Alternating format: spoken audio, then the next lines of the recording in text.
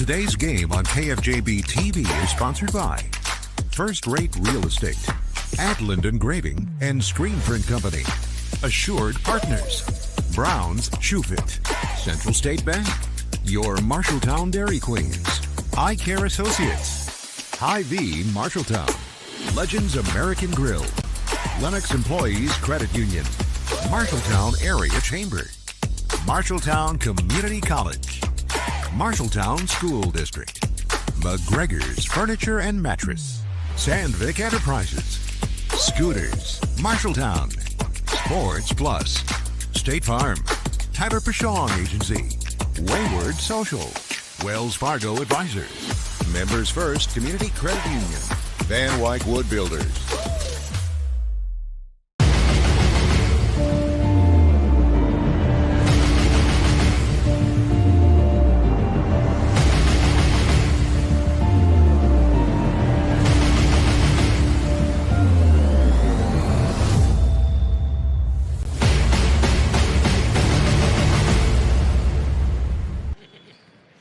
Welcome to the Marshalltown Roundhouse. Bobcats Trojans tonight on our doubleheader of action between the girls and boys. And here tonight in the girls' game, the Bobcats used a 5-0 run to help get themselves the lead at halftime, 25-23 the break. Second half coverage of that one coming up in just a little bit. But our boys' game coming up right around the corner, right around 7:45 tonight. Should be a really good boys' game tonight, as the Bobcats head in with a mark of 6-2. They're undefeated in conference play at 2-0. This will be the 75th overall meeting between these two teams. And we had some really good games last year, including one that came down to a nail-biter inside the Roundhouse that the Bobcats were able to overcome and get a 4-point victory in that one. Waterloo East comes in, and the boys' side 2-4 as they have a loss and a win in conference play. Their loss came against the one of the top teams in Class 4A in boys basketball in the Ames Little Cyclones, as Ames in the latest rankings is all the way up to number 5. And so Bobcats will see Ames coming up on Thursday night, so a big kickoff to a tough week in the Iowa Alliance Conference. When we come back, we'll have bonus coverage of the girls' game. You're watching Bobcat basketball right here on KFJB-TV.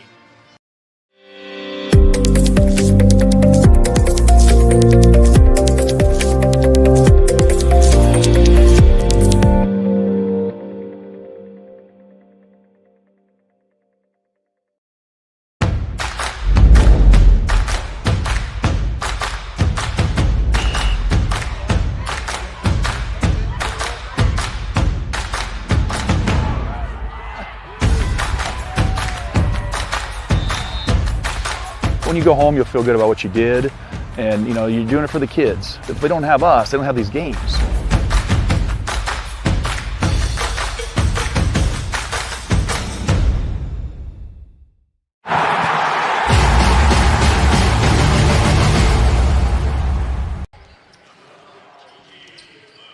Welcome back inside the Marshalltown Roundhouse. Bobcats and Trojans. On the boys' side of things, that game coming up at 7:45 tonight.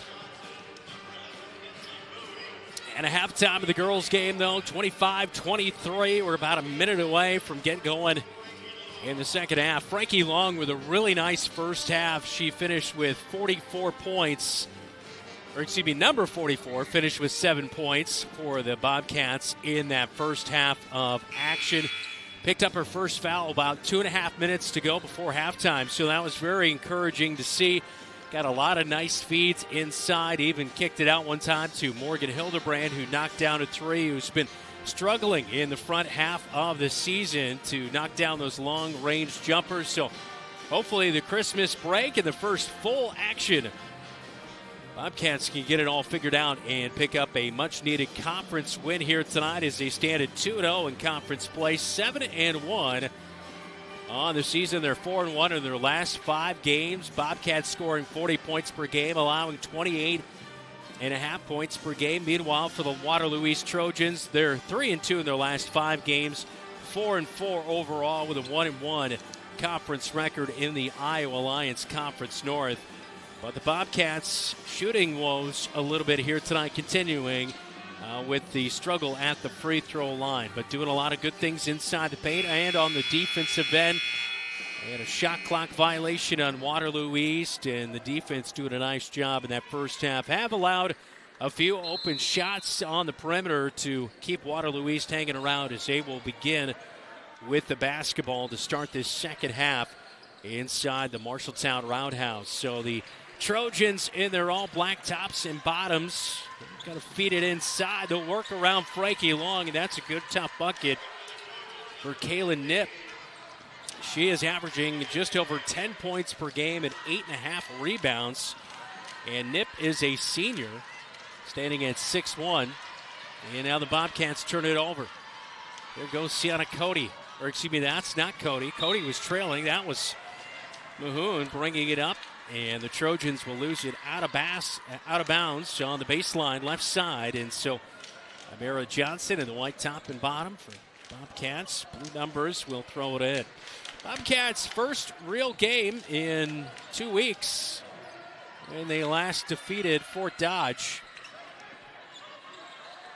It did scrimmage Indianola during the Christmas holiday, but just a scrimmage there. Bobcats a little sloppy with the ball control in the front court. Amira Johnson beats it back to Heitman, right wing. Oh, good cut by Jansen in the paint. Can't get it. Rolls off the front of the iron. Waterloo East will retain possession here.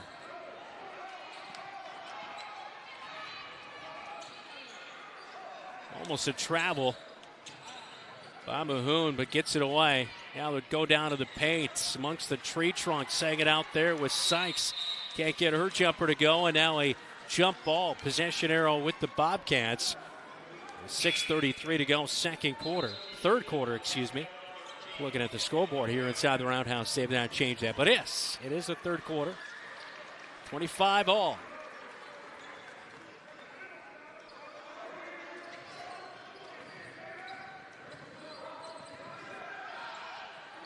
Heitman inside the paint, she'll work. Just outside the left block there, back to Frankie Long, who Morgan Hildebrand had her hands up, but not ready to receive that pass. It was just a little bit off the line from Frankie Long as well. 3 from NBA, straight on. It's no good.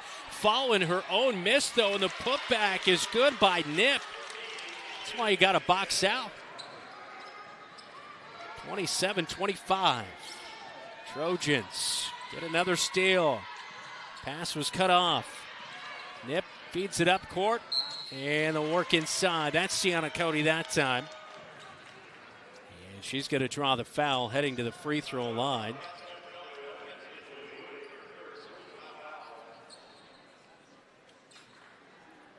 Sienna Cody, a 79% free throw shooter. It is finally her senior season.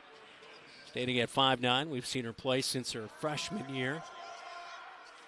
And off the front of the iron, no good on the first one for Sienna Cody. Foul came in on Kinsley Bowie, her third of the night.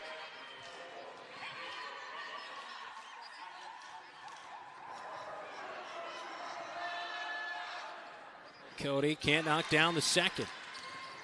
As Frankie Long hauls in that rebound. Amira Johnson, she's pushing the issue here tonight. Kendall Brummel is in for a 3 on the right wing, and down it goes.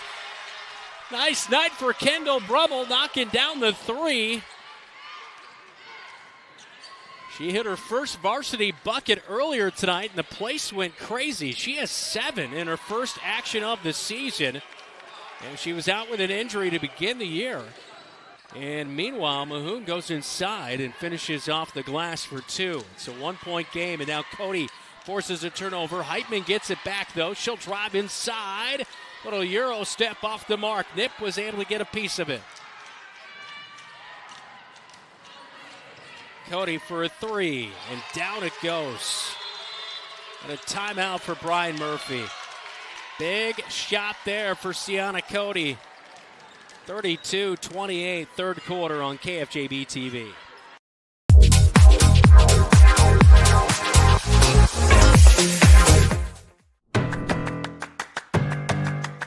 In Iowa, we are fortunate to have a lot of opportunities to get involved in at our schools. Athletics and activities have so many positive effects. From learning how to build relationships and healthy lifestyles, and gain self-esteem and confidence. Make participation a priority. You and your school will benefit.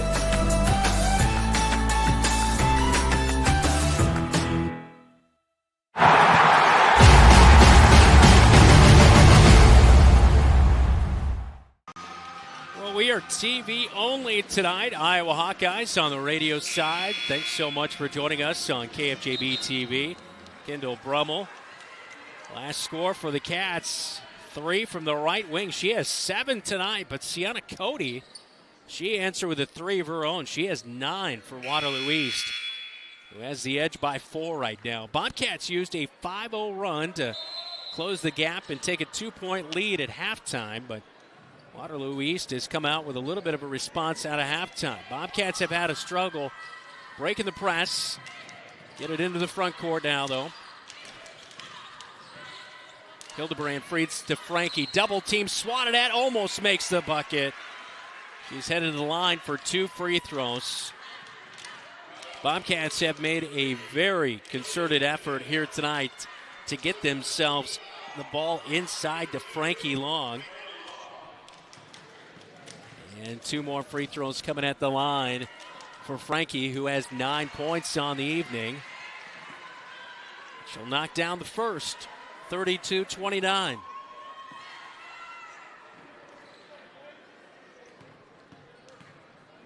Takes a couple of dribbles, rolls the ball around, and the second free throw will roll off the left side. Brummel went for the rebound, couldn't get it as Sienna Cody beat her out. Around as Sykes finally dumps it to the corner. Now inside Sykes, backdoor left block. Oh, Millie Heitman with a nice block, and now Morgan Hildebrand has it poked away by Sykes, and it is Bobcat basketball.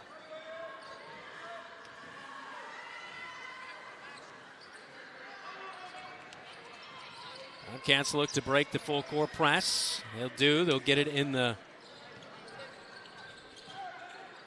cross-court pass. Amara Johnson was cutting. Heitman didn't know that, and out of bounds it goes.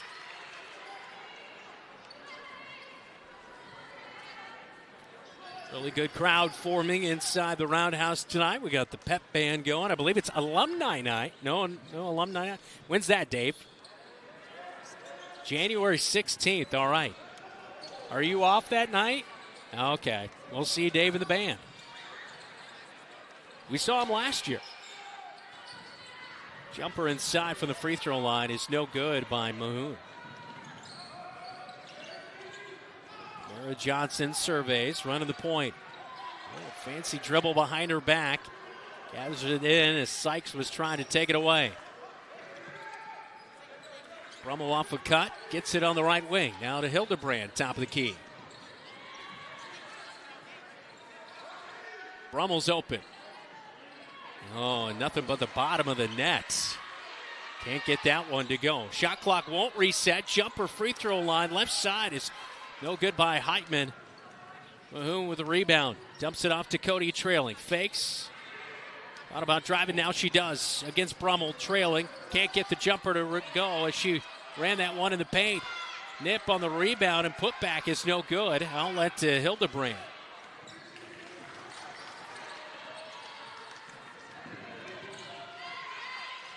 Picks up her dribble in a bad spot, throws it right to Sienna Cody. And the foul on Amara Johnson. Cody's going to line for 2. Just back-to-back bad plays there with the turnover and the foul. Didn't want to give up an easy bucket, but second foul of the third quarter on the Bobcats. Third of the night on Amara Johnson. So, not a great position as we've still have 10:44 to go in our game collectively between the third and fourth quarter. And Cody can't get the friendly roll on the road. Free throw's no good.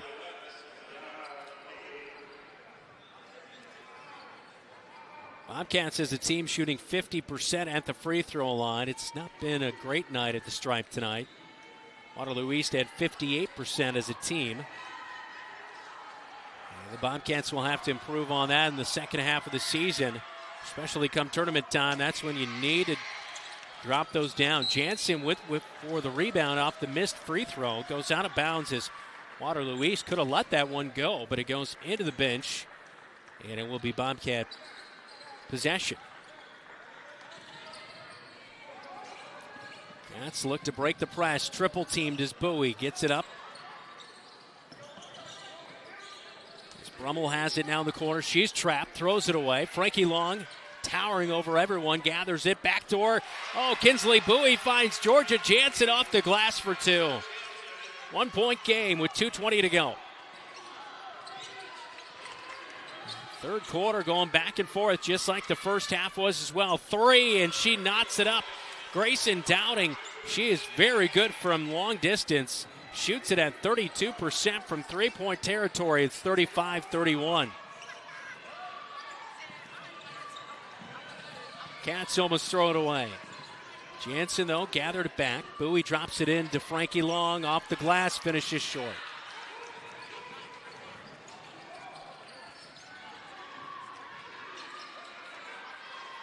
Three by Mahoon. Can't get that one to go as Bowie's backside for the rebound.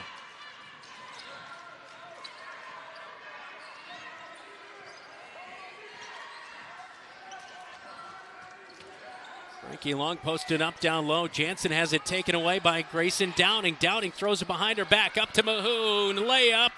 Oh, off the left side. Put back, foul. No good. And that will send Delia Martin to the free throw line. The junior guard at 5'4" got the rebound off the layup miss by Mahoon. And will earn two shots. Just a little sloppy when that pressure has been turned on here tonight by Waterloo East. An interesting roll around on the hand by Martin, and she'll airball the free throw.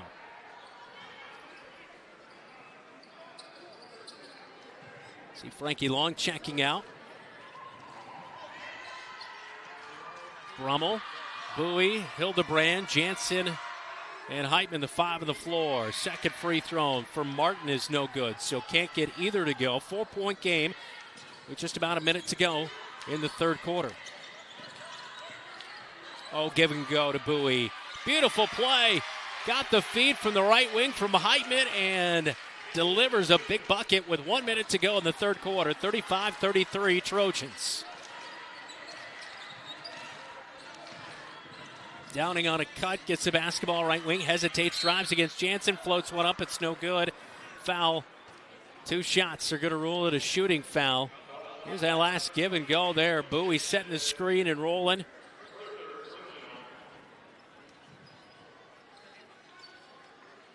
So 47 seconds to go in the third quarter. And Downing with the rainbow free throw is good. 59% at the stripe for Grayson Downing this year, a senior at 5'7" for Waterloo East.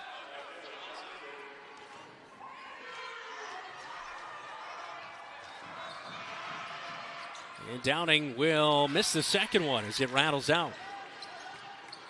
Heitman up to Hildebrand along the edge. She'll feed it. Bowie, good cut down to left block. Turns around, feeds it to Heitman. She's bumped. No, a late whistle.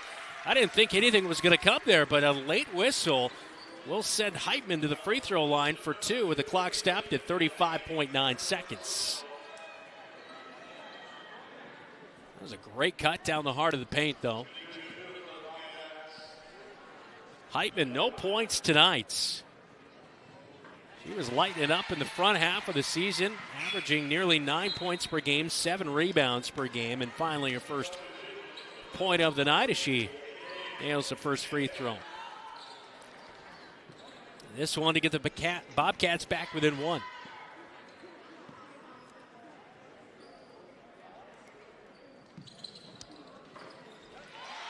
And she'll get the friendly roll at home. 1 point game. 1 second difference between the game clock and the shot clock. And a pick. Great read by Jansen all the way. Cody picks her up, feeds off to Amara Johnson. Oh, the bunny is no good. Slapped out of there by Heitman, but Mahoon comes up with it. Layup. Oh, Jansen! Get out of here. They rule it a foul, and now a push. That should be a technical foul.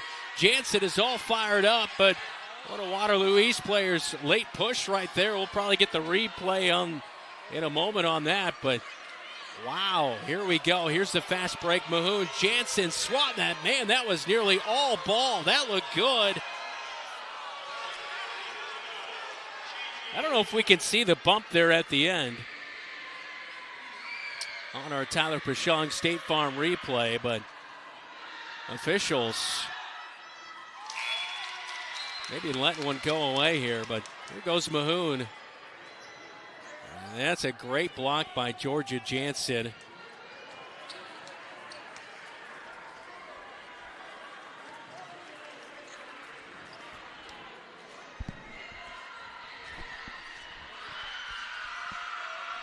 So the first free throw is good by Mahoon. Second one to come, and it is good as well. 38-35. 10 seconds to go, third quarter. And we had an inadvertent whistle. And a timeout was asked for right after the made free throw, so a little bit of time should be put back on the clock. Things getting tight as we are nearing the fourth quarter. 38-35, Trojans lead the Cats.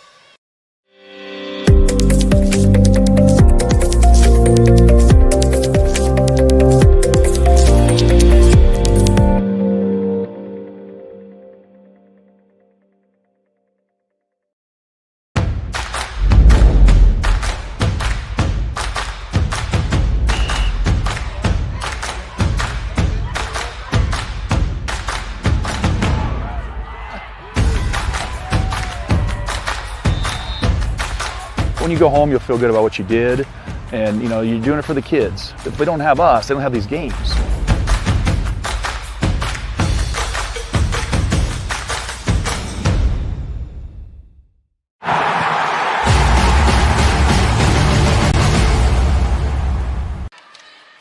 Two seconds put back on the clock. 11.2 to go in the third quarter. So Bobcats will have the last say. As Amara Johnson will bring it up court. And she'll give it to Heitman with 3 seconds to go. Bowie gets tied up in a jump ball. Selena Sierra gets tied up with Bowie. Possession arrow is with Waterloo East. And 0.6 seconds, so not going to be able to really do a whole lot of anything here. They'll roll it in, and no shot will be gone off as Sienna Cody gets the inbounds. We head to the fourth quarter, 38-35. It's a good one coming down the line on a Super Tuesday on KFJB-TV.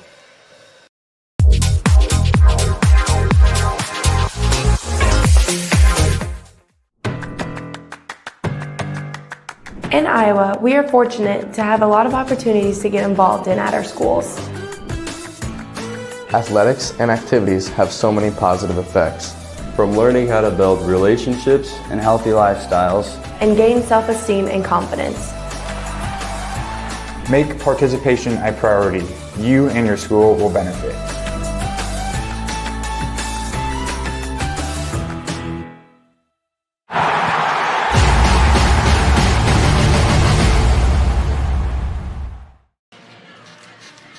Welcome back to the Roundhouse. 8 minutes to go in the fourth quarter. 38-35 in the girls' game. Boys' game coming up around the corner here tonight.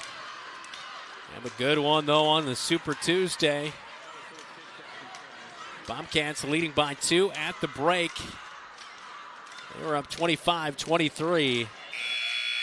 Waterloo East used that pressure to get themselves back into this one, force some turnovers by the Bobcats.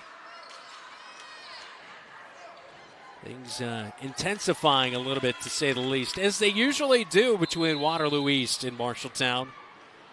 Very physical third quarter.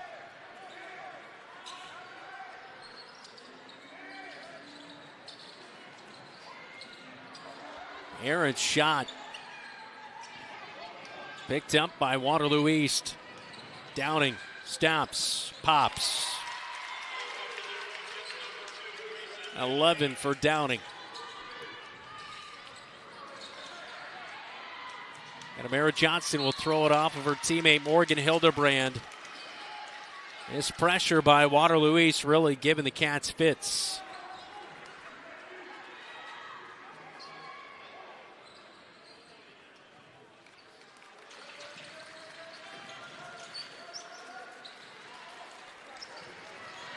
Sianna gets the inbound.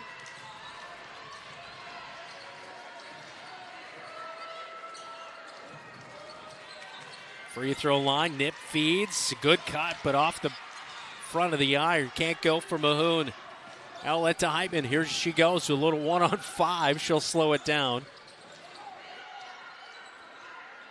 Over to Hildebrand in the far corner. Drops it in. Backdoor cut by Heitman. Too high over the iron and off the right side.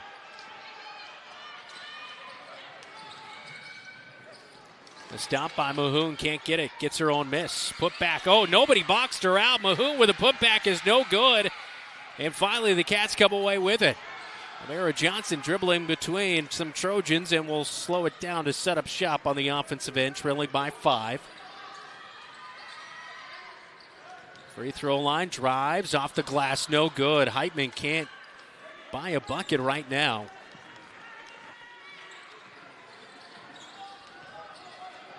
Downing brings it into the front court.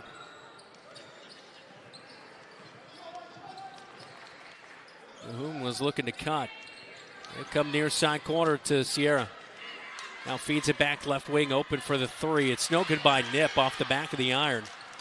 She had a really good move inside against Frankie Long earlier, but we've seen her settle for some long-range shots here tonight. Free throw line, Heitman. Oh, nice find to Frankie. Rolls in for 2. 40-37. Trojans still with that lead. Downing over the Cat logo into the front courts. Bowie picks her up. Now Downing picks up her dribble over to Sienna Cody, right wing.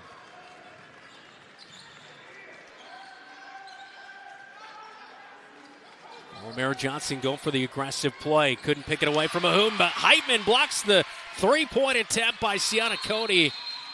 And now a travel by Heitman. She had pressure all over her by Sienna Cody. She's making her case to the official.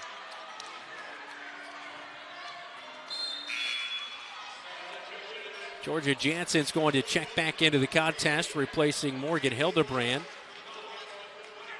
Faith Sykes is back into the contest for Waterloo East as she'll replace Kara Moon.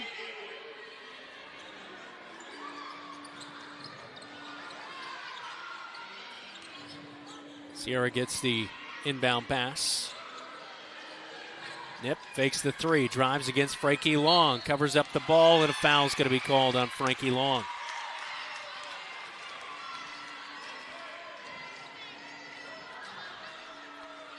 Third of the night on Frankie Long, and they rule it a shooting foul as Nip was driving.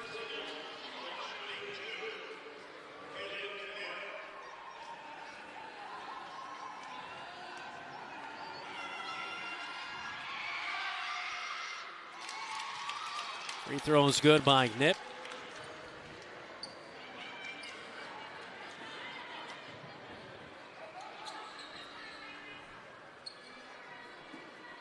Second free throw momentarily. And Sierra jumps out of the free throw lane. Replaced by Faith Sykes. And Nip will miss the second free throw. And the senior can't knock that one down. Here go the Cats into the front court, trailing by 4. Bowie, right wing, feeds way high for Frankie Long, gathers it down. Roll! She knocks down the shot on the turnaround jumper. And she almost gets pulled to the floor by her teammate in Millie Heitman, but an and one. This one to draw the Cats back within 1 with 4:57 to go in the basketball game.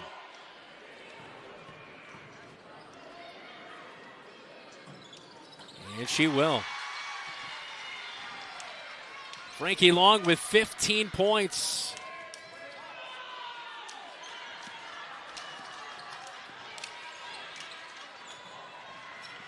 Grayson Downing brings it into the front court.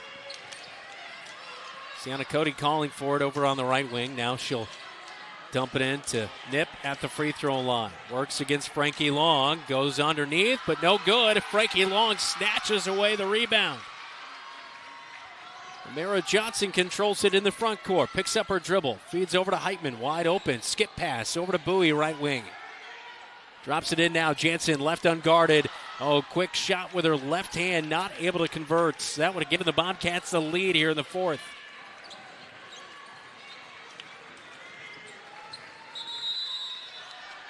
Now a timeout on the floor. We'll take a timeout with them. 41-40, 4:13 to go in the basketball game on KFJB-TV.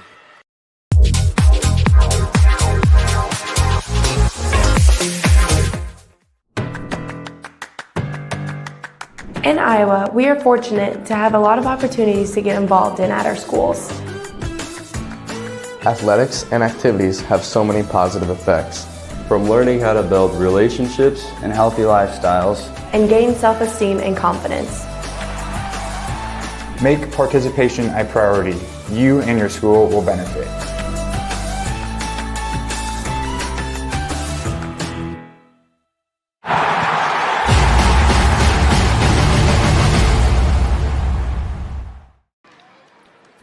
.413 to go inside the roundhouse on George Funk Court. You see head coach Brian Murphy.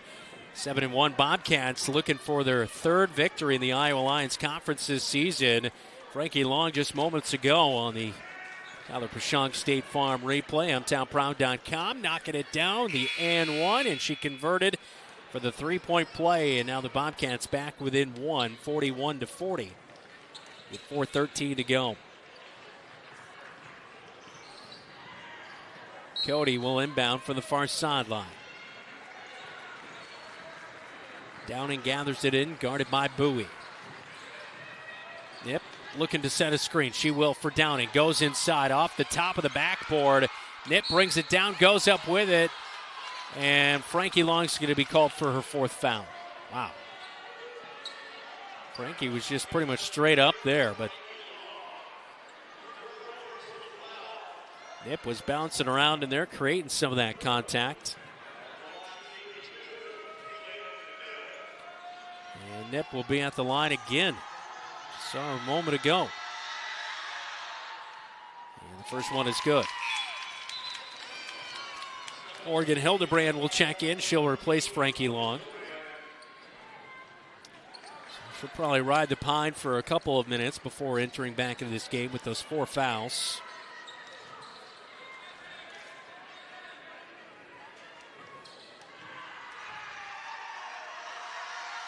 Second free throw for Nip is going to rim out. Hit off the back of the iron. Georgia Jansen hauls in the rebound. Waterloo East eager for some pressure here. Hildebrand open for a three. She's got to knock it down. No, she won't. An air ball on the three and a rebound down inside. Sienna Cody will try to pass that one away to Nip, but cut off and tipped out of bounds by Millie Heitman. And still remains a 2-point game. Morgan Hildebrand, she knocked down a three earlier tonight, but only 7% from three this year. It's been a tough go of it. Only averaging 2 points per game and 43% at the free throw line. Definitely a tough sophomore year. Nip gets the bounce pass at the free throw line. Covered up. Pressure all in her face, and before a lane violation right there, a timeout is going to be called, and we'll take a timeout with them. Cats trail by 2 on KFJB-TV.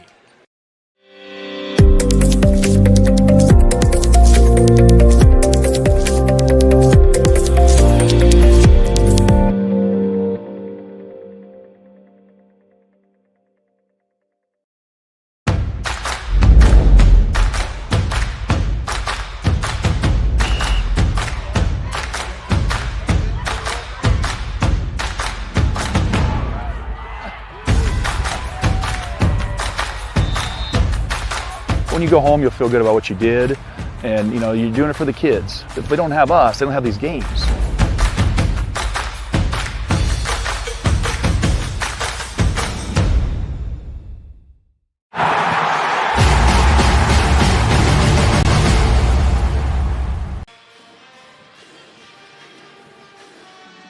up in the fourth quarter, 42-40, 3:25 to go. Bobcats inside the roundhouse against the Trojans. A runner in the paint by Mahoon out of the timeout, no good. And so the Bobcats can tie or take the lead on this possession as their time dwindles down here in the fourth quarter. Jansen holds in the pass over to Hildebrand, right wing, now free throw line. Get it. Oh, backdoor Jansen. Well, tied at 42. Jansen off the glass. And Heitman with a great backdoor play there to Jansen. Grayson Downing coast to coast. No good off the front of the rack. And Downing will pick up a foul. Reach in as Heitman had possession. Take a look at that last play. Well executed. They just lost Jansen, breaking that zone defense. And did it well. So full court pressure here being put on by Waterloo East as Morgan Hildebrand checks out of the game. Mara Johnson is going to run the point. It's Frankie Long. Just spent the last minute and a half or so on the bench with those 4 fouls. Good find by Bowie. Gets the feed back from Jansen trailing. Heitman stops at the right wing. Now feeds it back to Bowie. Oh, it's flat. And it skims off the iron. Jansen tracking it down. She'll save it. Gets it to Amara Johnson. And now, a quick whistle. She's thrown to the ground by Sienna Cody, who got tied up with her. But I believe a timeout was called. I thought we were going to have a jump ball, which would have been a quick whistle. But it is going to be a timeout for head coach Brian Murphy. We'll take it with him. Tied at 42.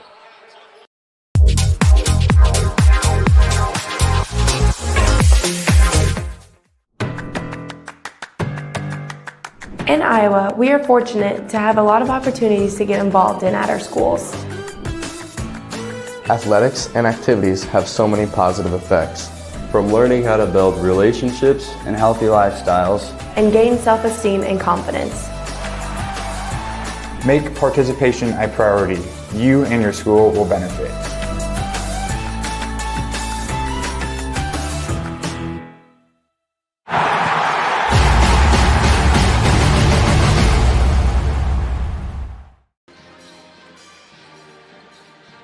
There you look at the young fans enjoying this good contest tonight. 42-42.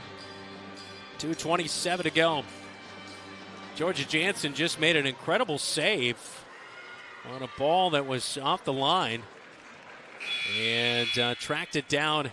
Oh, there you go. What a dance move. That looks like Dave in a couple of weeks when he's performing in the MHS Pep Band Alumni Night. But anyway, Jansen saved it, got it to Amara Johnson, who then was nearly tied up, but a timeout was called. Jansen on the inbound from Bowie. Feeds it back to Bowie, drops it in to Long. Now gives it back to Bowie, skip pass, it's well off the line. But knocked away, and they're going to give it to the Cats. They say it was last touched by Waterloo East.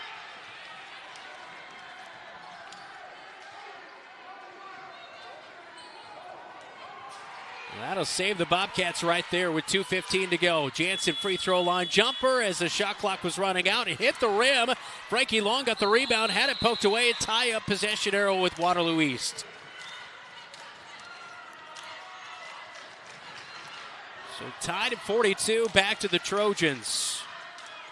Bobcats 2-0 in conference play. Waterloo East is 1-1.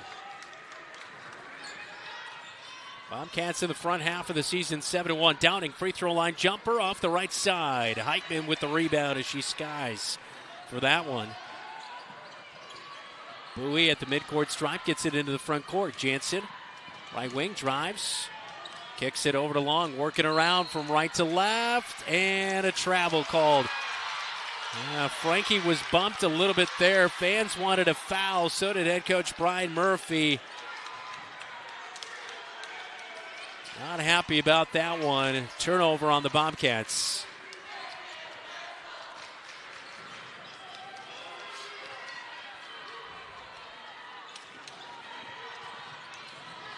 Bowie hits the deck on the drive by Downing. A swatted shot away. Millie Heitman with a block on Sienna Cody.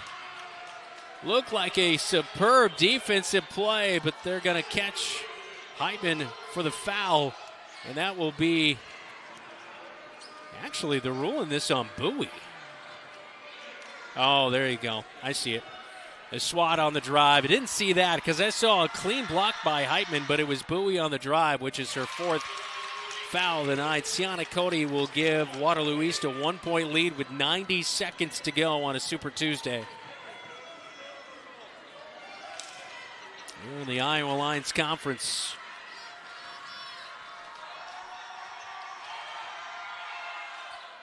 And it's a 2-point lead as Cody knocks them both down. Inbound to Bowie, a bad inbound, and it's off of Bowie's left hand out of bounds, back to Waterloo East with 2 seconds off the clock. That pressure has just been a little bit of a nightmare for Marshalltown to handle here tonight. Cody will inbound, baseline left side. Heitman will guard on the inbound.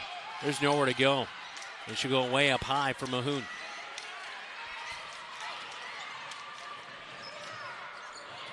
Runner is no good by Mahoon, but nobody gets the rebound. It's rattling around. Downing comes up with it. A scrum and a foul on Amara Johnson.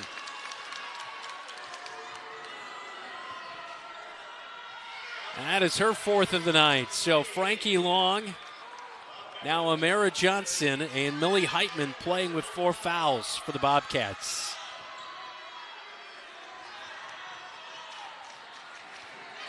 And we'll do it all over again. Baseline left side. Inbound to Nip.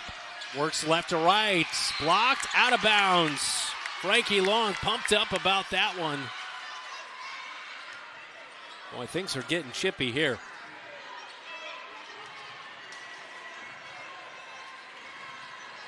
Cody inbounds to Nip again. She'll work left to right again. Now works back left and past Frankie Long for a 4-point lead. Ball rolls away, so they'll stop the clock.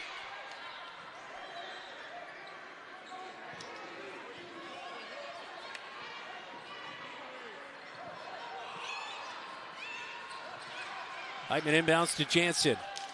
Bowie gets it back to Heitman. And a timeout as the Bobcats get it into the front court. 58 seconds to go. It's a 4-point game when we come back.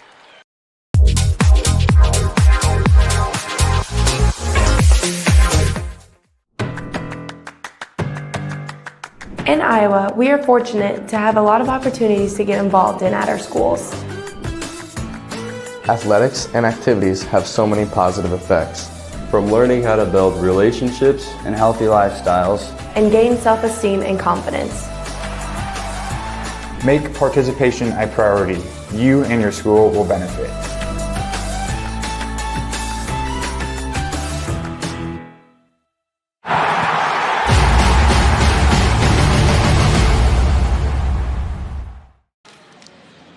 Well, the Bobcat boys getting warmed up, waiting, raring to get after it as the Bobcat boys 6-2 on the season, coming off a nice 68-44 win against Council Bluffs Jefferson on Friday afternoon. They'll match up against the 2-4 Waterloo East Trojans coming up next. But a good one in our girls game, 46-42, 58 seconds to go, Bobcat possession. It's just been the pressure here in the second half that Bobcats offense at times has looked a little dysfunctional. And Waterloo East will foul on the inbound. Grayson Downing will make contact with Morgan Hildebrand and send her to the ground right in front of the Bobcat bench. Brian Murphy really working the officials here.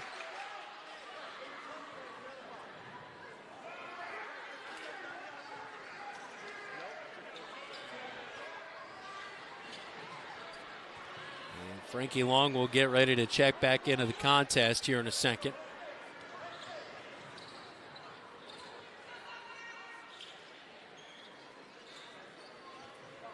I think Brian Murphy was checking on how many team fouls there are on Waterloo East,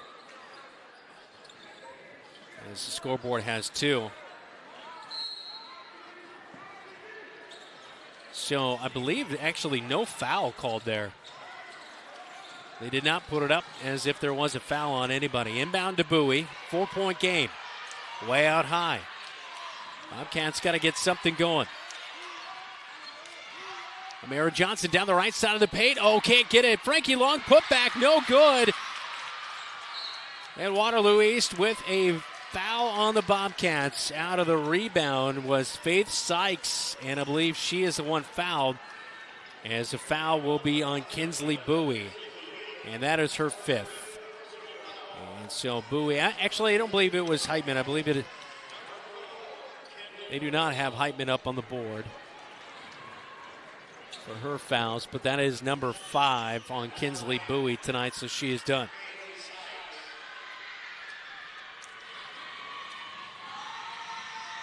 Sykes at the line will rim out the first.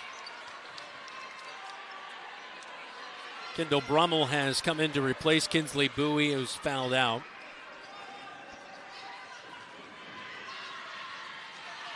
We saw Sykes earlier in the second half at the stripe. She was not able to convert, and finally she does convert on a free throw. 5-point game. 35 seconds to go. These are the games that come down to the wire, and can you get the job done? A runner down the right side of the paint. Amara Johnson bumped, and she'll go to the free throw line, but I know so much emphasis on, taking care of business, being conference champs, but these are the games that really test you. Both teams know each other. Waterloo East with their physicality and pressure that they put on, as Mara Johnson can't knock down the first. Only 55% this year at the free throw stripe. That's been a real point that despite a 7-1 record, it's not been a bright spot at the free throw line for this Bobcat girls basketball team. And the second one is no good as well. Georgia Jansen did a nice job, though, to try to work in for the rebound, and it's last touch by Waterloo East. So 30 seconds to go, and the Bobcats will keep possession here. And a substitution as Morgan Hildebrand is back into the contest, replacing Kendall Brummel. Hildebrand will pass into Frankie Long, trying to kick it back out. A tie-up with Grayson Downing. Jump ball. Possession arrows with the Bobcats. 27 seconds now. Need 2 buckets. Mara Johnson, left wing, hesitates, drives to Hildebrand. Sets up shop straight on 3. Oh, that's a big bucket when she needed it. Hildebrand makes it a 2-point game. Timeout with 18 seconds to go. 47-45. Trojans still with the lead on KFJB-TV.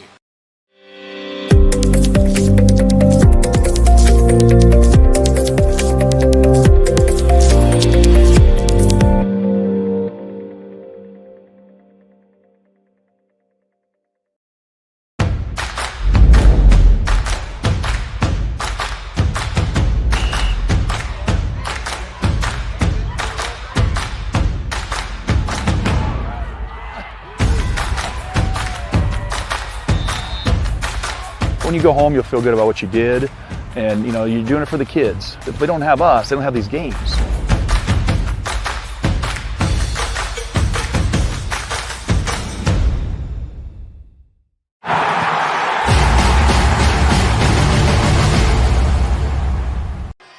On George Funk Court, 20 seconds to go. Waterloo East with the basketball.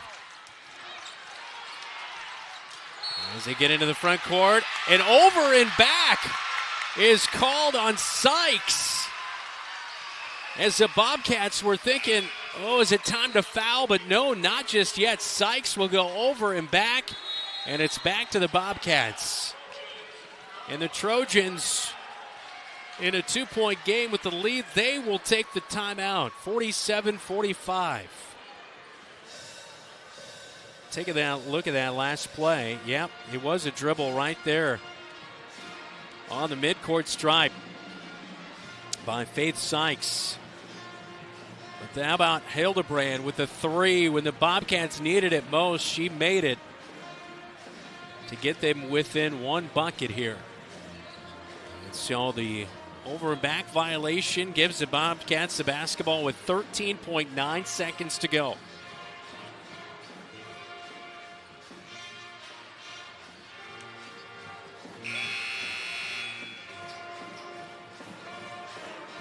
Coach Brian Murphy, his assistant coach Megan Heitman, DJ Norum as well, assistant coach in that huddle. Drawing up a play for the Cats here. Looking for a good look. Frankie Long has been a good look down to the paint. She has 15. You'd like to see her with 17 on the night. Inbound to Heitman, near side corner, drops it in. Oh, it's tipped. Long. Can't get tied up, finds Jansen. Jansen loses it. And it's back to Waterloo East. Boy, when the moments count the most, the Bobcats have just struggled to make those big game-turning plays here tonight. And two players just going after it right there, trying to give it their all and get it back. But now they have to foul Grayson Downing and hope to extend this game, and that's one of the players you really don't want at the free throw line for Waterloo East. Sienna Cody's at 79%, but Grayson Downing's at 59%. And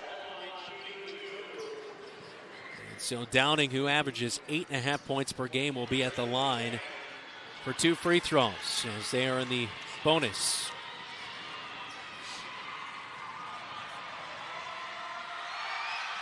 First free throw is going to rattle home. Well, the Bobcats have to hope that this does not go in. With only 5.2 seconds to go, Bobcats will have to work it up court quickly and get a three if it's missed. Second one is up, no good off the left side. Here's Jansen, got to get it up court. 3 seconds, 2 seconds. Heitman takes the three. Oh, it goes in! You have got to be kidding me! A laser to the rim for Heitman. It goes in. We're tied at 48 going to OT. And the place is on fire.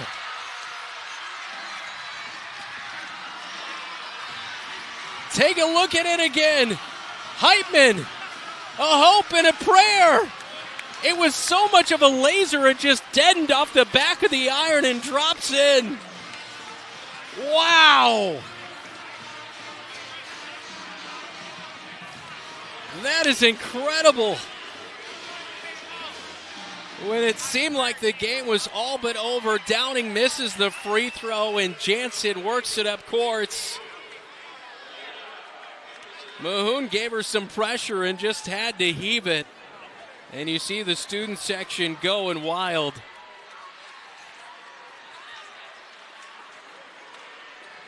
And now we'll play overtime. Nothing better than free basketball.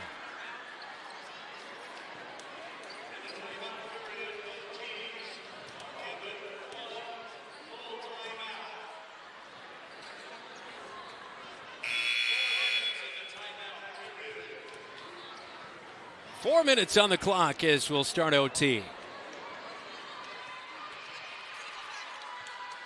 Well, we started our bonus coverage of the girls' game at 7 o'clock, but we're getting even more bonus basketball now. As the jump ball at midcourt off of Waterloo East. Grayson Downing touched it last, and the Bobcats will begin overtime with the basketball.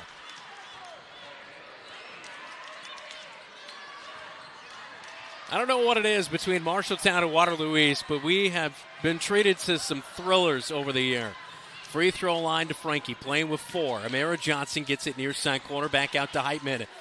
Hildebrand was clapping for it. She was wide open left wing, drops it into Jansen. Jansen, good. Gets it to go from the left block. 50-48.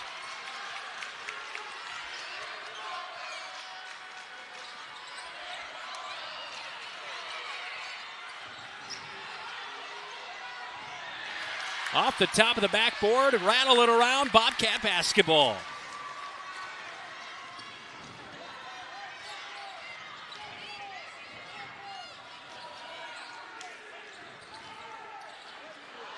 Now a pass to Hildebrand. She tries to save it from going out of bounds. Ends up in the drums for the pep band. And it's back to Waterloo East with 3:10 to go in overtime. Wow. Just what I mentioned. I guess Heitman in my face. I was just mentioning the Bobcats have struggled at the times they needed it most, but Hildebrand made a three and Heitman made a three to send it to overtime.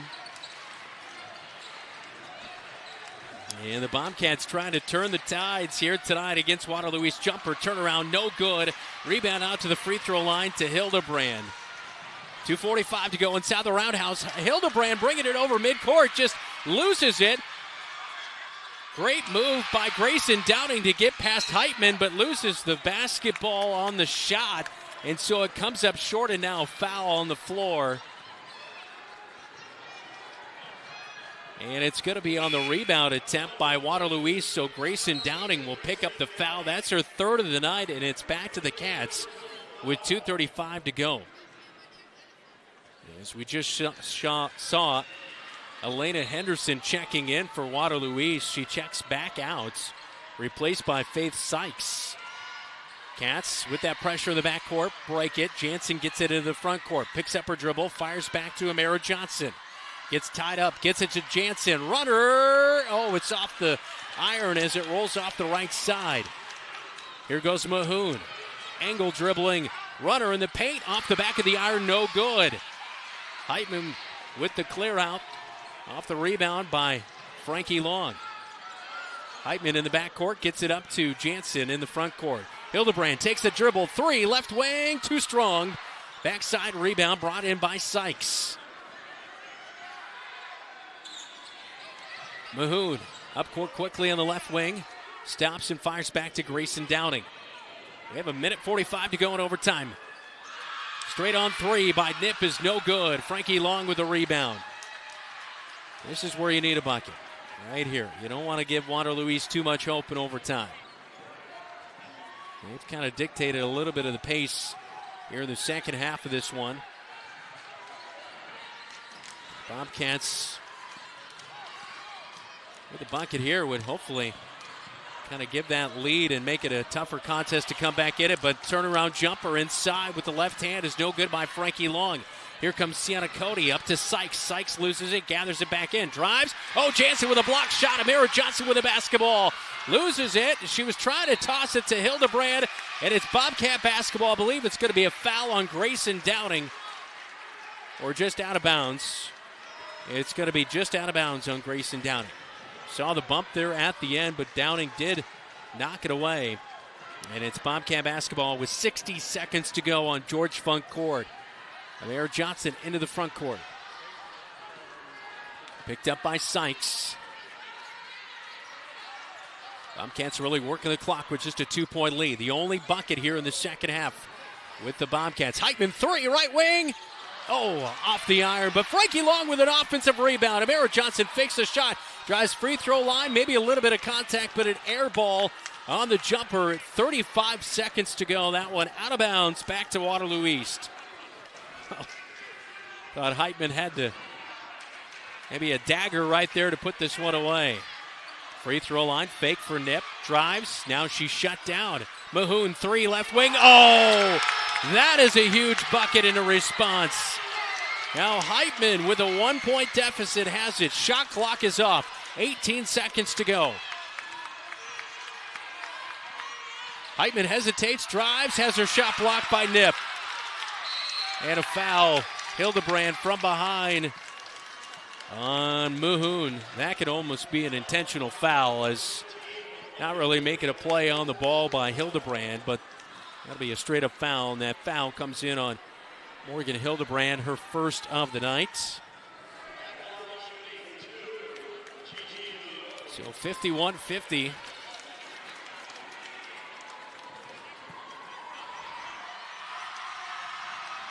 Mahoon, 41% at the stripe this year, knocks down the first. And a timeout for the Bobcats with 8.6 seconds to go. Free throws when we come back on KFJB-TV.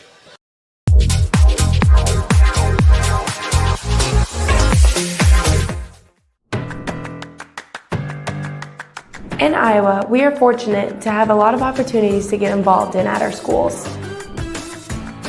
Athletics and activities have so many positive effects, from learning how to build relationships and healthy lifestyles. And gain self-esteem and confidence. Make participation a priority. You and your school will benefit.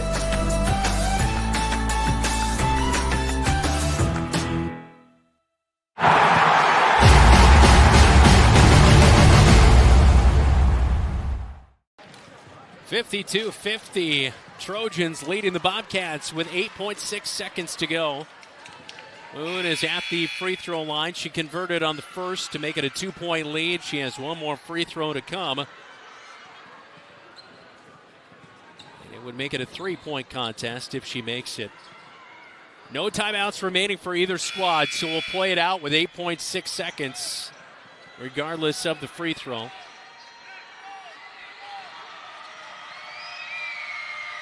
Mahoon's second free throw is good, and it's a 3-point game.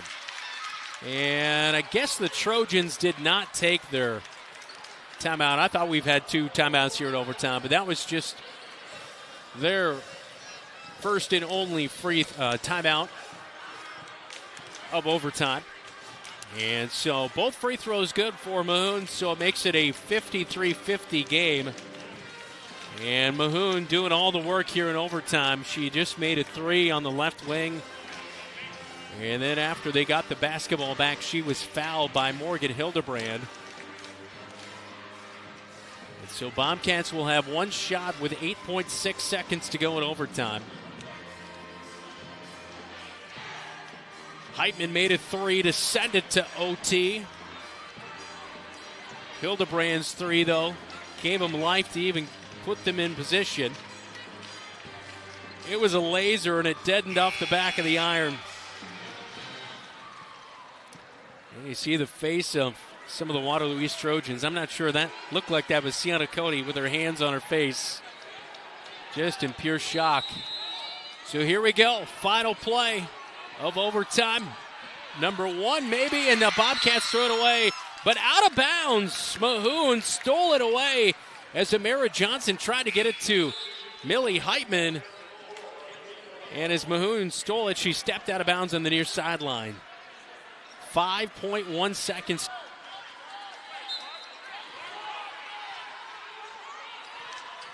Heitman gets it into Hildebrand. Pressure all over. Ball bouncing around. Amara Johnson will take it for the layup, but it's not going to be enough, and the time runs out.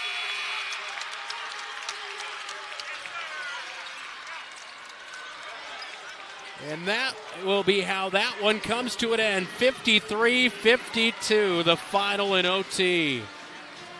Amara Johnson takes the layup, but she needed a 3. I think she lost count of the score. And the Bobcats will fall by 1. Bobcats drop to 7-2. They're now 2-1 in the Iowa Lions. Trojans improved to 2-1 in conference play. They're 5-4 on the season. Well, we hope the boys' game can be just as entertaining as the girls here tonight. Bobcat boys basketball starts now. And into the front court with 5 seconds.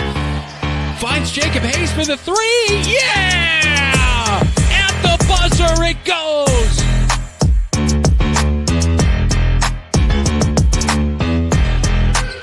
E-House flips it underhand to Kyle Smith. Wide open splash! Knocks it down near side. Here goes Hayes down the right side of the paint. Count the bucket! Yeah! Gersman top the key as he had nothing going. Gersman inside! Scores the bucket!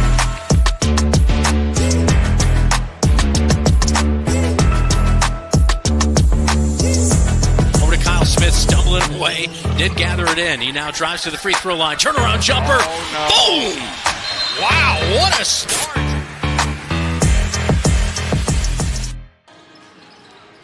It's the 75th all-time meeting between the Trojans and the Bobcats inside the Roundhouse.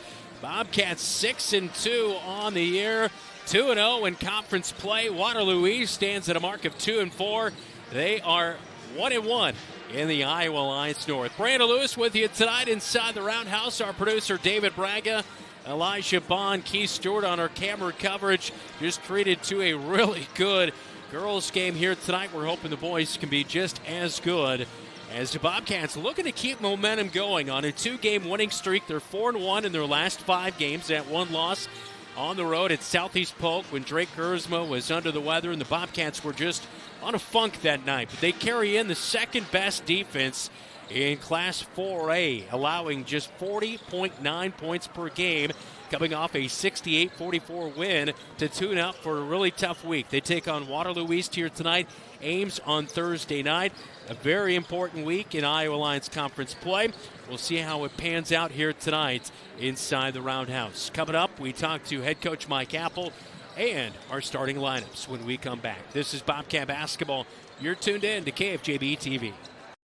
The right insurance agent can make all the difference. Assured Partners agents represent multiple insurance companies. They can pick and choose from a larger variety of outstanding insurance options. Assured Partners also handles life and health insurance and Medicare supplement coverage. With access to local, regional, and national insurance companies, Assured Partners will create policies tailored to the coverage you need. For more information, go online to assuredpartners.com/Marshalltown. Power through partnership with Assured Partners in Marshalltown, Toledo, and West Des Moines. Like any good neighbor, sometimes you move. Here at Tyler Pashong State Farm, we have moved to our new office location at 2110 South Center Street here in Marshalltown. I'm Tyler Pashong. I'm so proud of my team and what we have helped build, but we couldn't have done it without you. We are passionate about what we do and care about the community we serve. I invite you to our new location and see how we can make a positive impact in your life. We'd love to talk to you about what makes you M-Town proud. Bobcat Athletics on KFJB-TV is powered by First Rate Real Estate, FirstRateTeam.com, Adland Engraving and Screen Print Company, AdlandEngraving.com, Assured Partners, Power through Partnership, your Marshalltown Dairy Queens, and Brown Shoe Fit, with you every step.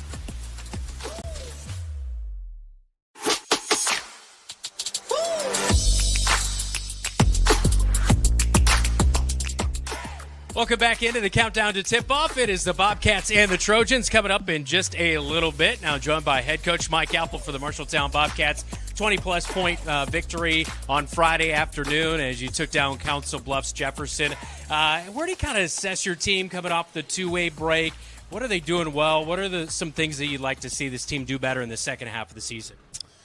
Yeah, I think we've been consistent with how we approach practice every day and how much we care about it and how much we want to get better, and just our attentiveness and how hard we work every day has been really consistent. It's a group that really wants to do it and wants to get better. Things we need to clean up. We got to take care of the ball better. I just think we turn it over way more than we need to right now. Limit our turnovers a little bit. Take care of it better. Handle pressure better, which tonight is going to be a big test for us because that's what they're going to try and do. Rebounding, defense, you have the second best defense as far as points per game. Those are definitely your strengths, but as far as maybe a little bit of the weakness, you kind of talk about they're facing that counterpunch from the teams on the other side of things, controlling the pace of the flow. You know, you look at Southeast Polk, the Des Moines East games, those games got a little bit in their favor of that kind of thing. You're going to face some really tough opponents this week in Waterloo East and Ames. They're going to want to dictate that. So how do you kind of counter that aspect? Absolutely. It starts with being strong with the ball and taking care of it and understanding kind of what they're doing defensively and still being able to get in their actions, get the ball where we want it. And ultimately when you know, we do something, we draw something up, a set, and it's not there, we got to be able to, you know, be some ball players and make some plays and make things happen. What do you look at your rotation? Because it looks like, you know, we've seen Talon Halstead. Gavin Mishek has maybe forced your hand to getting some extra time, and you welcome Jamison Niehaus back to that rotation coming off the bench. So how's that kind of setting up heading into conference play here? It's good. You know, it's great. It's great to have, you know, basically 8 guys there you can play. Having guys that can have the ability to score it off the bench, having a guy that's probably our athletic guy and Jamison on the team being able to come in and guard a variety of different guys, and he can score it in a lot of different ways too. But, you know, keeping Gavin rolling here, Keeping them aggressive and scoring at the right times will be big for us. And, just stay consistent with, regardless of who's in. We got to understand the assignment, understand our jobs, and play hard. Tell me a little bit about Waterloo East, the Trojans here. They always have that energy. They always have the physicality. They're 1-1 when conference play with a loss to Ames and a win against Fort Dodge. What's your assessment on them? They're athletic. They're an athletic group. They'll have 5 guys out there at any point that can take it off the dribble and drive it to the rim. So we got to be able to guard the drive well.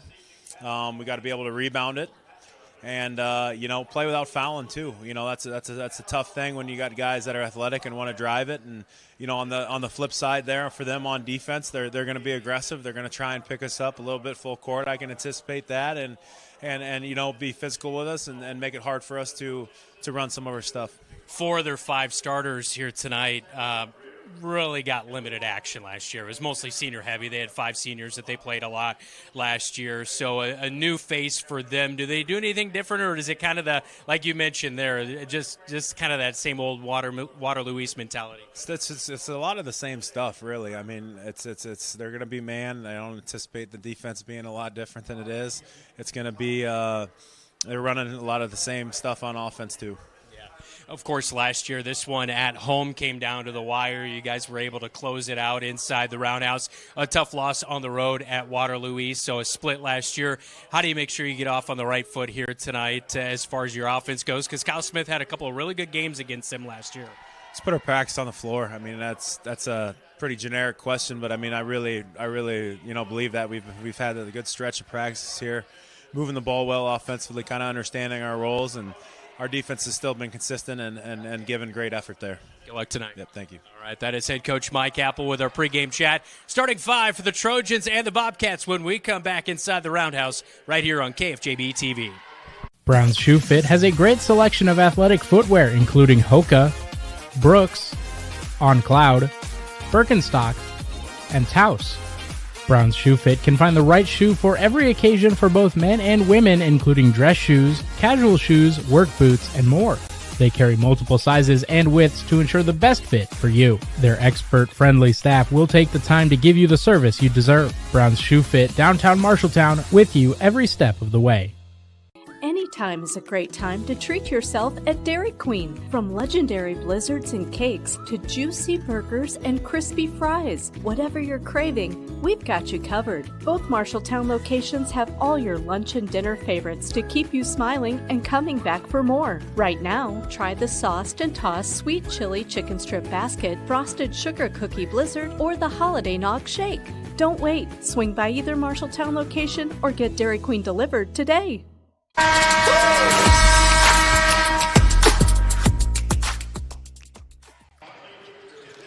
Welcome back inside the Marshalltown Roundhouse. Brandon Lewis with you on a Super Tuesday. Time now for tonight's starting lineup. So brought to you by Sandvik Enterprises. Let them deliver for you while we deliver you the starting lineups. All right, first off for the 2-4 Waterloo East Trojans out of the Iowa Alliance North Conference. As they'll go like this here tonight behind head coach Mike Saylor in his 3rd year. And last year they lost 5 seniors off that squad. They're averaging 50 points per game, giving up an average of 58.5 points per game. Shooting at 32% from the floor and 56% from the line. They're 2-3 in their last 5 games and on a 1-game winning streak. Coming off a win last night, they were in action against Charles City at home. They won 61-41 was the final score there. As so far this year, averaging 26.5 rebounds. Lineup goes like this. It'll be number 1, Isaiah Thomas, averaging 6.4 points per game, 5 rebounds per game for the 5'10 sophomore guard. Number 2, Jaden Perkins, averaging 3.4 points per game, 5 rebounds, 6'1 sophomore forward.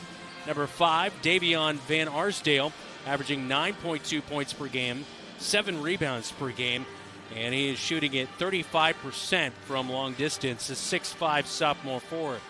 Number 21, Gianni Gary, 3.6 points per game, 2 rebounds per game, a 5'11 sophomore.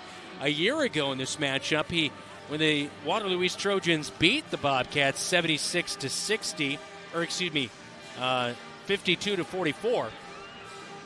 it was Gianna Gary who had 10 points and 5 rebounds. In the loss against the Bobcats, 58-54, right here inside the Roundhouse, January 31st, he went 0 for 1 from the floor. So we'll see how he performs here tonight on the road.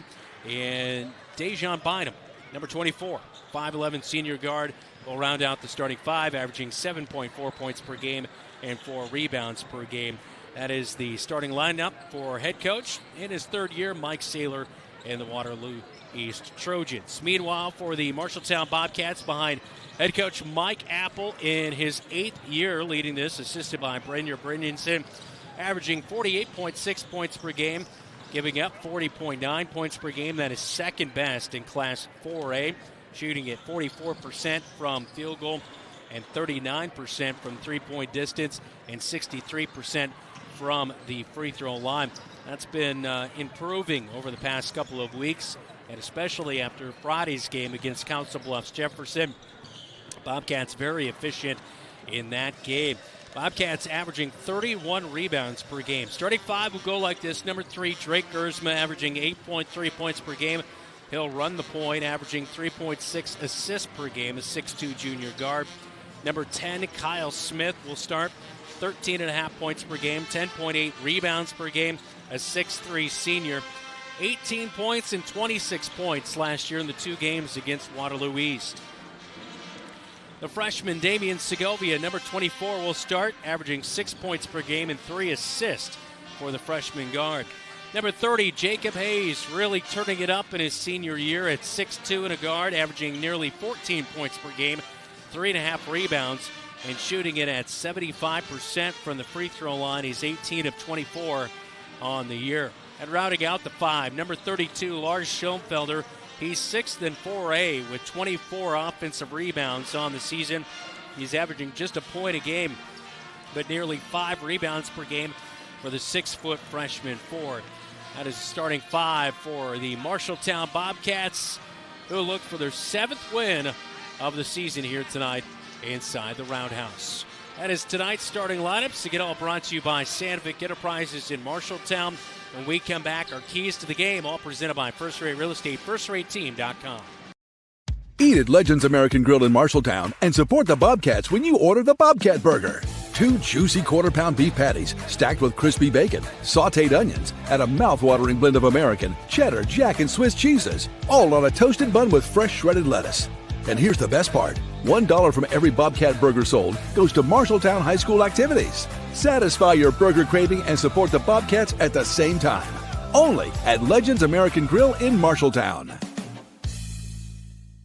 I'm Drake Gersma, and you're watching KFJB-TV.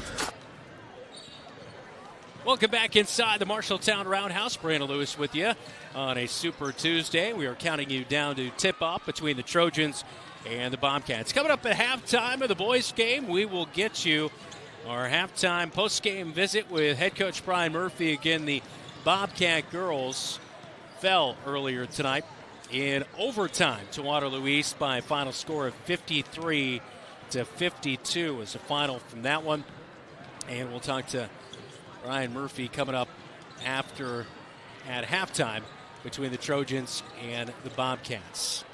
Now time to get to tonight's keys to the game, all presented by First Rate Real Estate, FirstRateTeam.com. Well, our keys here tonight, win for Dave. Yeah, the Bobcats. I had Dave, I forgot to do the keys, and I said, Dave, you make him up. Dave was a little sad after the girls' game, and so he wants a win, but what will lead to a win for the Bobcats will be on the defensive end of things, as they're the second best in 4A, allowing just 40.9 per game and also 31 rebounds per game, doing that well here tonight. Last year in this matchup, Bobcats, when they lost to Waterloo East, they lost the rebounding category. When they beat Waterloo East, they won the rebounding category.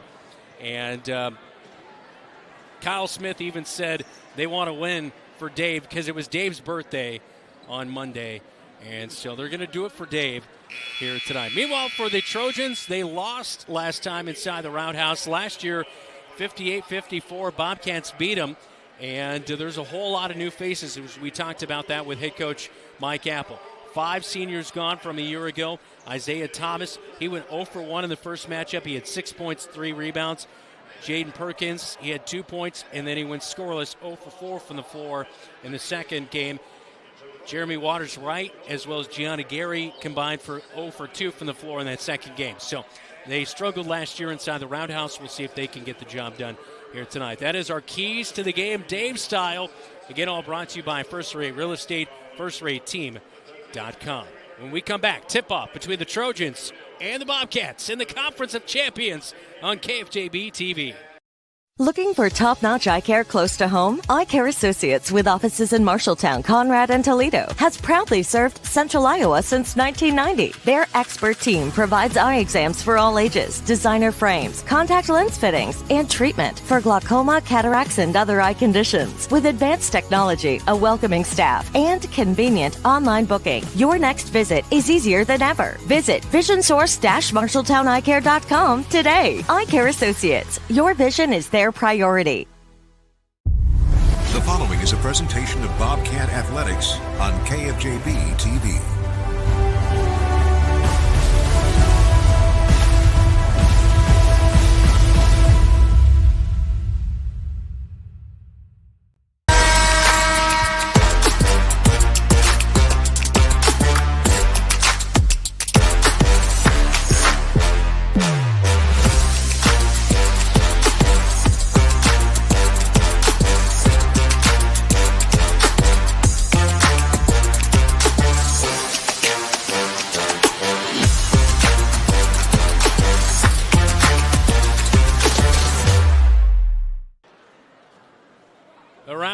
On a Super Tuesday, Bobcats getting ready to go against the Waterloo East Trojans here tonight. Brandon Lewis, David Braga, our on-site producer, Elijah Bond, and Keith Stewarts are on our cam coverage.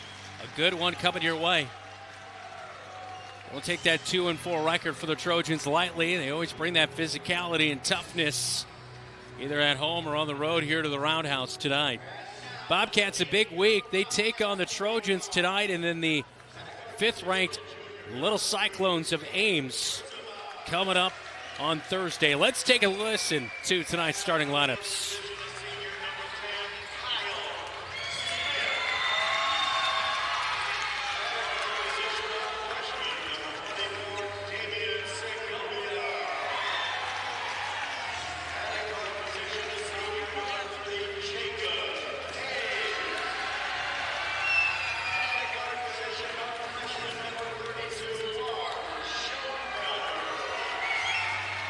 Well, there's the starting 5 for the Bobcats here tonight. They'll go against the Trojans in their orange tops and bottoms. Bobcats in their all-white uniforms.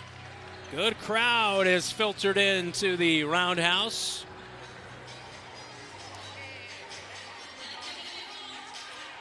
Trojans will get after you.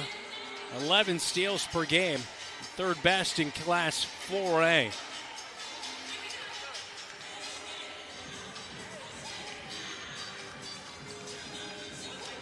Eight minutes on the clock. First quarter just about ready to get going after running behind after the OT in the girls' game.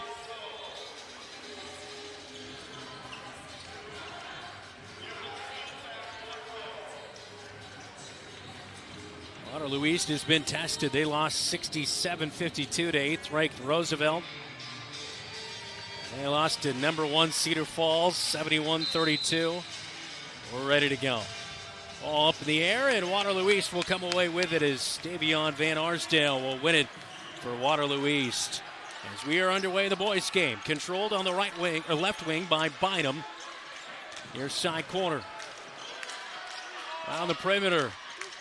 And Van Arsdale with a 3 is off the mark. 35% shooter from long distance. Gersma brings it into the front court over the Cat logo. Angles to the right wing. Out of Segovia. Look for Kyle Smith coming off a screen. It's picked off and saved for a moment by Perkins, but he was out of bounds on the near sideline. It's back with the Cats. Kyle Smith will be the inbound man right by third-year head coach Mike Saylor for the Trojans. Into the backcourt to Gersma. Picks up the dribble. Gets it to Schoenfelder for a second. He's going to high point the basketball over to Hayes. Looking for Kyle Smith off a screen. There was nothing there. Now to Gersma. 15 on the shot clock. Over to Hayes. Try to dump it into Schoenfelder. Knocked away by Van Arsdale. And we'll stay with the Cats with 12 seconds on the shot clock as Jacob Hayes will be the inbound man on the far side corner. Way up high for Kyle Smith. Flips it underhand to Gersma. A screen set, a little roll. Kyle Smith loses it, gathers it. 2 seconds on the shot clock. Free throw line jumper. Can't get it to go for the freshman in Segovia. And a rebound brought in by Gianni Gary. Isaiah Thomas running the point for Waterloo East. Bynum left wing has it. Backs it out. 15 on the shot clock now. Segovia guarding over on Isaiah Thomas. Van Arsdale fakes like he's going to shoot a three. Dumps it off left block. Battle around. Extra pass down to the right block. Turnaround jumper comes up short. Van Arsdale underneath the hoop. Can't get it to go.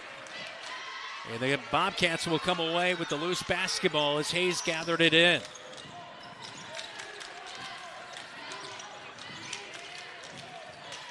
Hayes down low, looking like he was going to set a pick for Kyle Smith. Nothing there. Gersma dribbling out of some pressure. Stops. Hook shot no good, but Schoenfelder with a tough rebound. Open is Hayes for the three, and down it goes! Nice shot for Hayes. He was wide open, and the assist will go to Gersma. A great way to open up the game for Jacob Hayes, who continues his hot stretch. 13.8 points per game. He had 19 on Friday. So did Kyle Smith. Gavin Mishek has continued to stay hot. He'll come off the bench here tonight. 3 left wing is no good by Isaiah Thomas.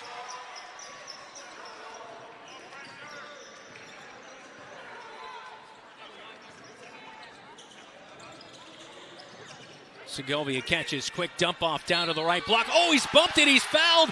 Jacob Hayes makes the bucket on the turnaround from the right block, and the and one to come. All 5 for Hayes to lead the Cats. Great quick pass and a great play by Hayes, who got the defender on his back. And Jaden Perkins is first of the night as Hayes will head to the line. 75% at the stripe this year. 18 of 24 coming in.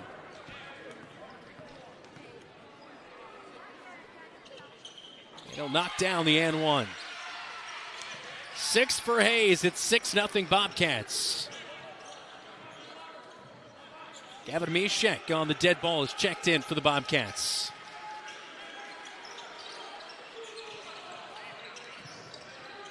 Segovia was the man to come out of the game and tipped away a pass in the middle. Gersma got Mishek got a piece of that. Kyle Smith comes away with it. Hands it off to Gersma, right wing. Now lane opens up, drives straight on, finishes high at the rack for 2. 8-0 run to begin the game for the Cats. 4:34, first quarter. Bobcats with the lead.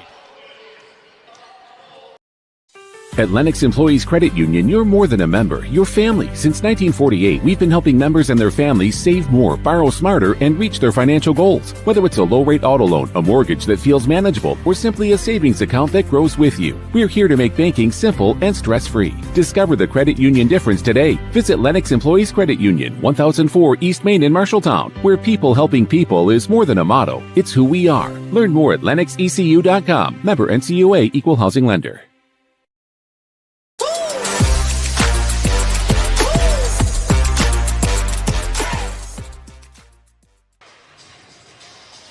Time for a quick scoreboard update, all brought to you by Central State Bank. Earlier tonight, 53-52 in overtime. Bobcat ladies fall to Waterloo East. Bobcats will take on Ames Thursday night, 51-34. Ames takes down Fort Dodge.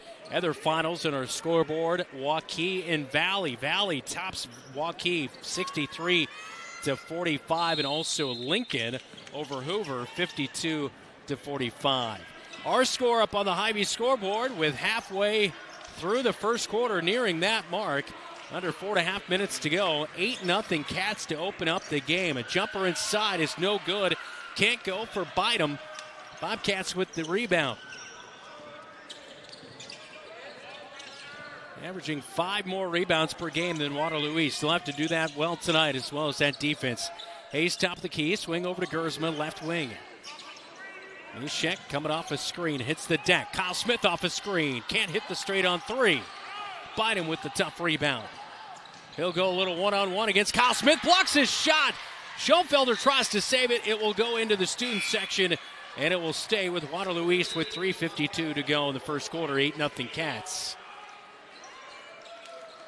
Great block by Kyle Smith.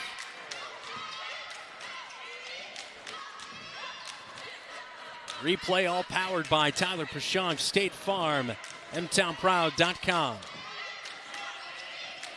Waterloo East will inbound it. Van Arsdale straight on three. This time will float in. Davion Van Arsdale, 35% from long distance this season. 8-3. Under 3.5 minutes to go first quarter. Kyle Smith right wing. Tries to get it back to Mishek, but Van Arsdale steals it. He'll take it for the slam. 8-5. Van Arsdale making a run out of that last full timeout by head coach Mike Saylor. Jamison Niehaus into the game. Kyle Smith, catch and shoot. Three! Buries it, right wing. Kyle Smith had 4 threes the other night on Friday afternoon, and he picks up right at where he left off. 11-5 Cats first quarter. Kyle Smith with 21 threes this year, now 22. That is 6th best in Class 4A.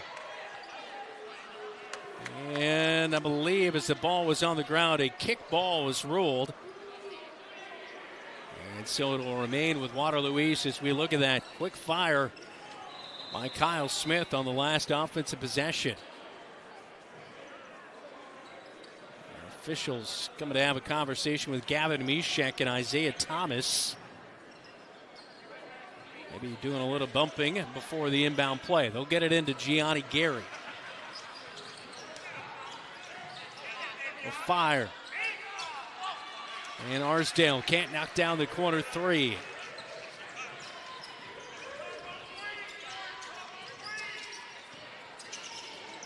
Jacob Hayes. Van Arsdale all over him. Now Niehaus at the top. With Kyle Smith back to Gersma. Behind his back, he'll go down the paint. Finishes strong at the rack. Can't get it to go. Pops out. Kyle Smith. Rebound. Gets it back from Jacob Hayes. Now goes down the right side. Stops free throw line. Gets it back to Hayes. Drives baseline. Tough play. Hits the deck. The shot does not go. But a foul is going to come in on Davion Van Arsdale. And that will send Jacob Hayes on the blocking foul to the line. It's actually going to be on Isaiah Thomas. His first foul here this evening. Second team foul in the first quarter. 2:01 on the clock. And Hayes, first free throw is good.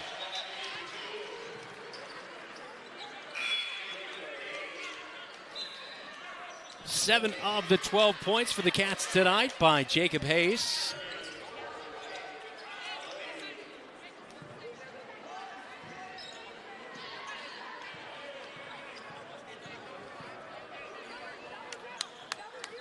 And Hayes will knock them both down. 9 points now for Hayes. 13-5, under 2 to go.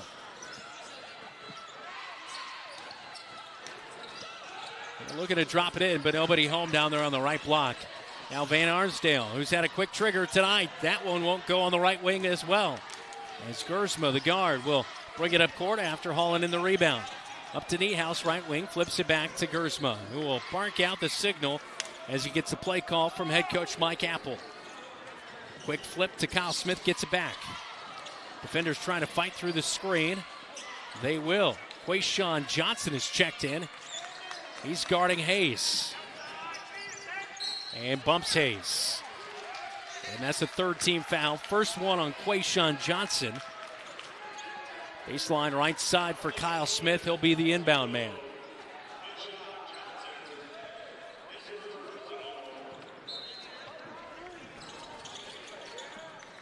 Kyle Smith will get it to Gersma.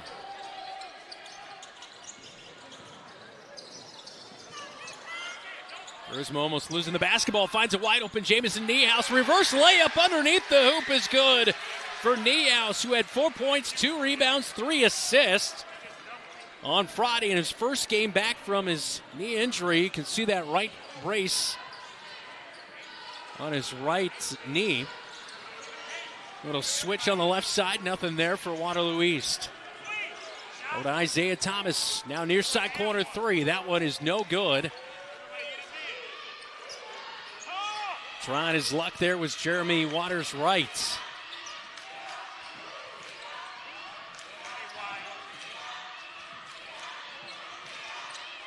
Gersma direct in the offense. Segovia comes up high and gathers it. Van Arsdale all over him. Kyle Smith posted up, right block, nothing there. Now Segovia drops it off back to Hayes. Extra pass to Kyle Smith. Takes a dribble through with 5 seconds on the shot clock. A wide open, gets the feed, in and out, pops a 3. But a nice rebound inside by Gersma. Putback was short off the front of the iron after Segovia couldn't get the right wing 3 to go. With 1 second to go, 3 is no good from straight on by Jeremy Wright, and that's how we head to the second quarter. Bobcats leading 15-5 after 1 on George Funk Court inside the Marshalltown Roundhouse.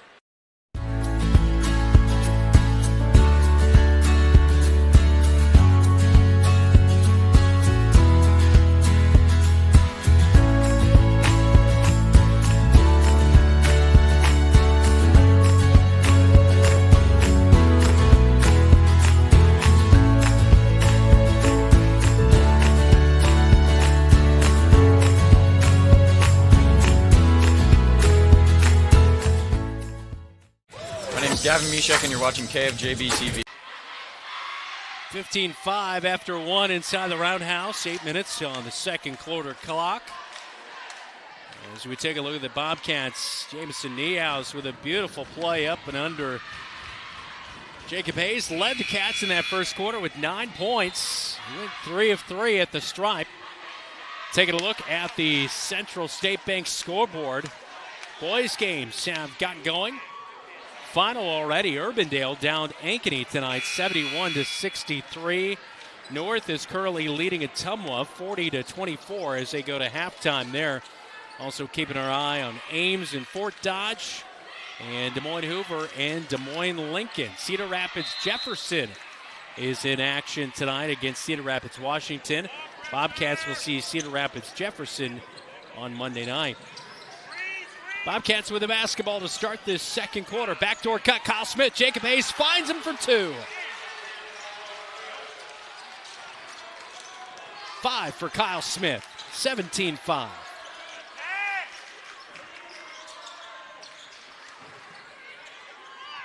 Isaiah Thomas fakes right, now goes back right. Segovia gets a little bit of a bump inside, shots off the mark. Left side rebound there for Kyle Smith.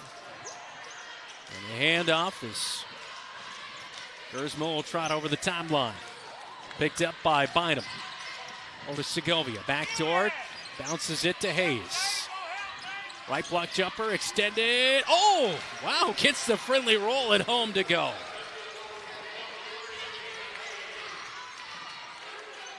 Hayes on a heater here. 19 the other night. He has 11 early on. And now he comes up with a steal as the ball was poked away.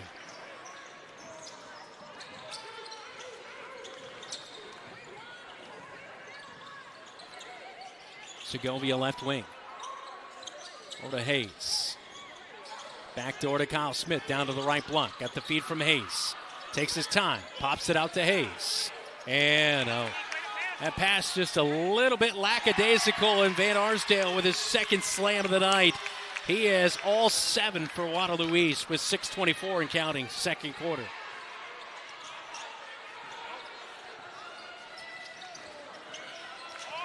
Great crowd inside the Roundhouse on a Super Tuesday in the Conference of Champs.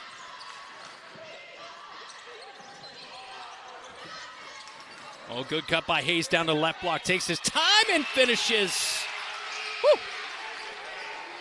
Hot. 14.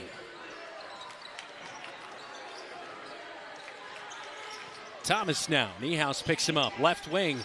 Open. Three is off the right side of the iron. Van Arsdale tips it to himself, and the putback is good. And he is a one-man show right now in Davion Van Arsdale, averaging 9 points per game.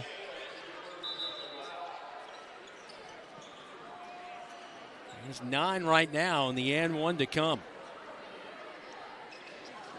Not the best length on the team, is just a sophomore at 6'5" is Van Arsdale. Only a 43% free throw shooter, and it is no good.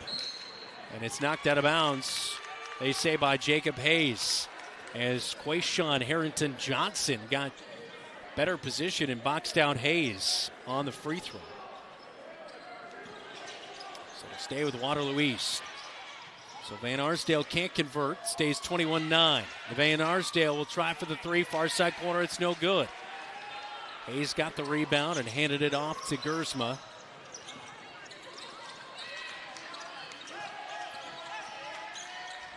Gavin Mishek has got off the bench, looking to check back in on the next dead ball. Gersma bumped, and the ball taken away by Gary. He'll go all the way. Oh, a blocked shot by Kyle Smith from behind. Putback was no good, and a rebound inside by Kyle Smith, the best rebounder in 4A with 86 on the season.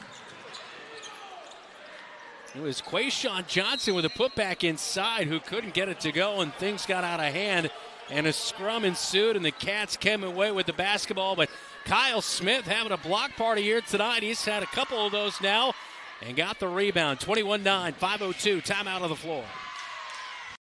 Tired of just looking for a job? Find a career you'll love. Marshalltown Community College is enrolling now for spring classes. Your future starts here. We offer hands-on career training leading directly to in-demand jobs, from technical skills to healthcare. Our expert faculty and advisors help you find your path. We have flexible schedules, affordable tuition, and programs you can complete entirely online. Stop waiting. Invest in your future today. Spring classes start January 20th. Enroll now. Visit MarshalltownCommunityCollege.com.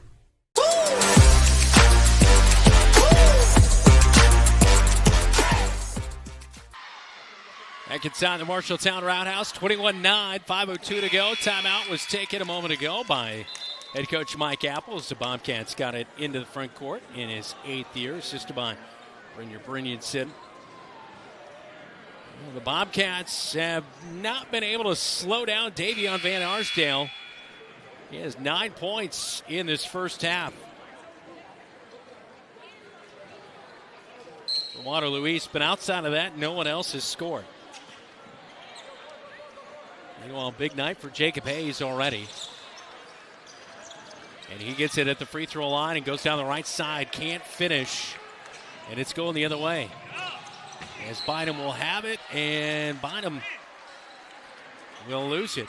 And it's back to the Bobcats.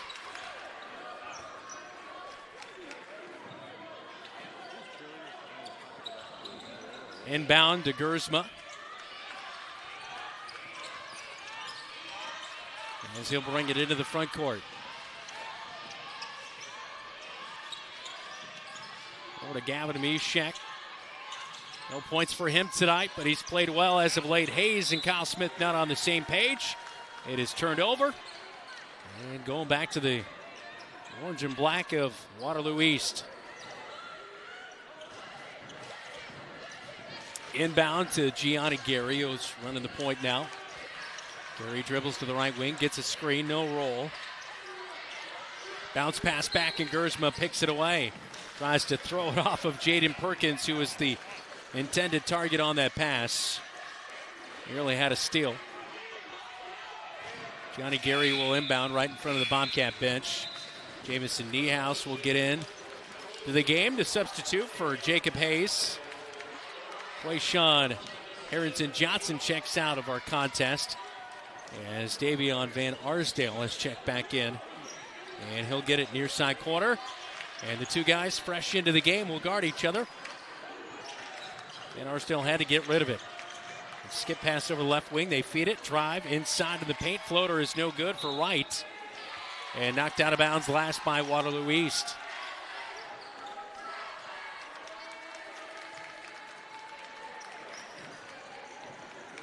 halfway through the second quarter.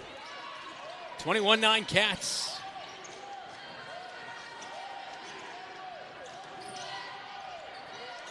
Kurzma really backing his way into the front court. Gets it over to Kyle Smith. Perkins guarding on him. Now to Niehaus. Now to Mishek. Now flip to Kurzma. Kurzma tries to dribble behind his back. Gets shut down. Trying to look to get rid of the basketball. Finally finds a wide open Mishek. And that three's off the back of the iron. No good. Ball still bouncing around and off of Niehaus. Couldn't gather it in, and it's going the other way. 3:27 to go, second quarter. Waterloo East basketball.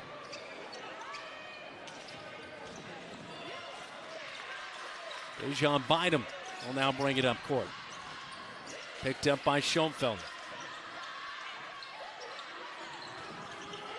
Wright will try his luck, and it's off the left side. Kyle Smith with the rebound. Outlet to Mishek. They'll run the floor, and it's good. What a find by Kyle Smith and Gavin Mishek, who's been heating up, averaging 6.6 points per game. He had a 21-point game against Fort Dodge on December 19th. Timeout, 3:06 second quarter. The right insurance agent can make all the difference. Assured Partners agents represent multiple insurance companies. They can pick and choose from a larger variety of outstanding insurance options. Assured Partners also handles life and health insurance and Medicare supplement coverage. With access to local, regional, and national insurance companies, Assured Partners will create policies tailored to the coverage you need. For more information, go online to assuredpartners.com/Marshalltown. Power through partnership with Assured Partners in Marshalltown, Toledo, and West Des Moines. I'm Jacob Hayes. You're watching Bobcat basketball on KFJB-TV. Welcome back to the Roundhouse. That's how you run a fast break right there. Hardly any dribbling. Kyle Smith finally finding Gavin Mishek. And that bucket made it 23-9. 3 minutes to go. Gavin Mishek, a little bit of a push off, and a fadeaway jumper is no good from the near side. As Wright was trying to get that one to go. Free throw line, Niehaus gets it, and the defense, nobody told him Van Arsdale was coming from behind. Picks his pocket, takes it all the way, but now he has his pocket picked by Gavin Mishek. Run out by Schoenfelder, not confidence in his offense right there. Gives it back to Kurzma, who drives in between two Trojans and finishes for his second bucket of the night. He has 4. 25-9, 2:22 to go. Jumper, long one, no good, taken by Gary. Although an offensive rebound and now a steal. Van Arsdale had it taken right away by Kurzma. It'll stick with the Trojans with the possession arrow and the jump ball.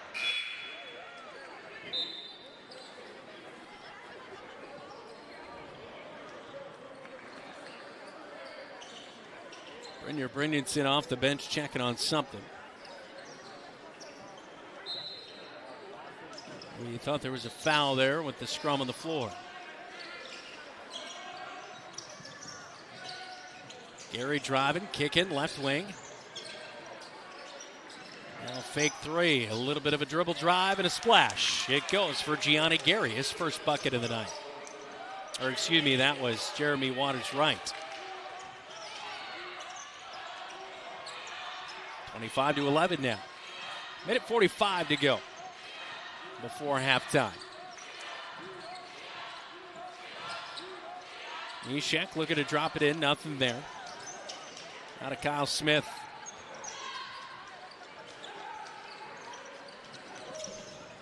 Jacob Hayes getting off the bench, ready to check in. Kurzma backing it down. He's got pressure behind him. Takes the turnaround jumper off the front of the rack. Jaden Perkins hauls it in. And he'll take it all the way. Kyle Smith picks him up, swipes at it, misses the shot. Rebound, putback, tough man bucket by Quayshawn Johnson. His first bucket, 25-13, 1:05 to go first half. Gary picks up Kurzma. Working around the perimeter. Kyle Smith at the top of the key with it now. Mishek finds a cutting Niehaus, drives in, pops, and can't get it to go. Perkins with another rebound. And another drive all the way. Hop, step, and a jump is no good. Kyle Smith with a rebound. They've got numbers. And they'll slow things down with a 1 second difference between the game clock and the shot clock. Now Kyle Smith drives. A little bit of a bump. Loses the basketball. Finds a wide open Gersma off the top of the backboard. Three is well off the mark. Quayshawn Johnson will run it out, but he has his pocket picked. Gersma will save it, and he's out of bounds on the baseline. Trojans will now play for the final shot of the first half. And Gersma thought he was going to get a breather, and he will. So Gersma will get a breather as Damian Segovia will replace him. 14 and a half seconds to go in the first half. Now Mishek getting another talking to as he was guarding Jeremy Wright. Wright gets the inbound. Around the perimeter they go. Three by Bynum. No good. Mishek tried for the rebound. It's to Schoenfelder. Somebody's got to get a shot off. 1 second. Here's Hayes. Oh, can't get it to go. Off the glass and off the front of the iron, and that's how we head to halftime. 25-13 is our score at the break between the Trojans and the Bobcats, who are looking for their 7th win of the season and looking to stay perfect in the Conference of Champs. It's halftime in the Roundhouse on KFJB-TV. From preschool to graduation day, Marshalltown Community School District prepares students for success in a global world. Embrace the lead with curriculum that prepares students for tomorrow's challenges, giving your child unmatched college and career advantages. Embrace the lead by developing talents beyond the classroom through extracurricular opportunities and by focusing on student well-being and whole child development. Create a global learning community right here in Marshalltown. Learn more at marshalltown.k12.ia.us. McGregor's Furniture and Mattress is your local furniture store in Marshalltown. With their extensive inventory, you're sure to make a winning selection when you shop McGregor's for your bedroom, living room, and dining room furnishings. McGregor's has the right play for every room in your home. McGregor's Furniture and Mattress is proud to be your locally owned and operated furniture store since 1896 and very proud to support Bobcat Athletics again this season. McGregor's Furniture and Mattress, downtown Marshalltown, open 7 days a week. Some say life is like a road trip. Is it a coincidence Scooter's Coffee is a drive-thru? We don't think so. Whether you need a coffee while you enjoy the view, to just get you through the long stretch, or to refuel between stops, Scooter's Coffee is there, brewing up delicious coffee, espresso blenders, smoothies, iced drinks, and more, with the convenience of a drive-thru so you can stay on the road and enjoy the ride. So go ahead, scoot on around. Amazing people, amazing drinks, amazingly fast. Scooters in Marshalltown. At Sports Plus Sports Medicine and Physical Therapy Center, we customize each patient's treatment plan to their individual needs. What does that mean? It means that not every back or knee problem is treated the same, and that your program will be unique and designed especially for your needs or problem. This improves how quickly you will return to work or sports. The Sports Plus staff is encouraging and takes pride in your successful recovery. This is just one more reason why champions choose Sports Plus Physical Therapy as their favorite place to rehabilitate and train. The Halftime Report, powered by Scouting America. Adventure on. Welcome back to the Marshalltown Roundhouse. Bobcats leading it 25-13 at the break. Leading score for the Bobcats, 12 points for Jacob Hayes, 5 for Kyle Smith, 4 for Drake Gersma. And some good defensive play here in the first half of action. Rebounding has been pretty good for the Bobcats as well. Davion Van Arsdale, the one-man show, has 9 of the 13 points for the Trojans in that first half with a made 3. Jacob Hayes, though, continuing his hot streak, having a good first half. When we come back, we'll talk to Brian Murphy, head girls basketball coach, as they lost 53-52 in overtime to Waterloo East earlier tonight. This is Bobcat Basketball. You're watching Halftime, all powered by Scouting America, Mid-Iowa Council. I didn't really have much growing up, but I did have a mom, and she gave me a strong foundation. She signed me up for Scouts. I quickly fell in love with the outdoors. Showed me how to take responsibility, how to work with other people, and how to become a leader. That made me a better athlete on the field. Scouting made me the man I am today.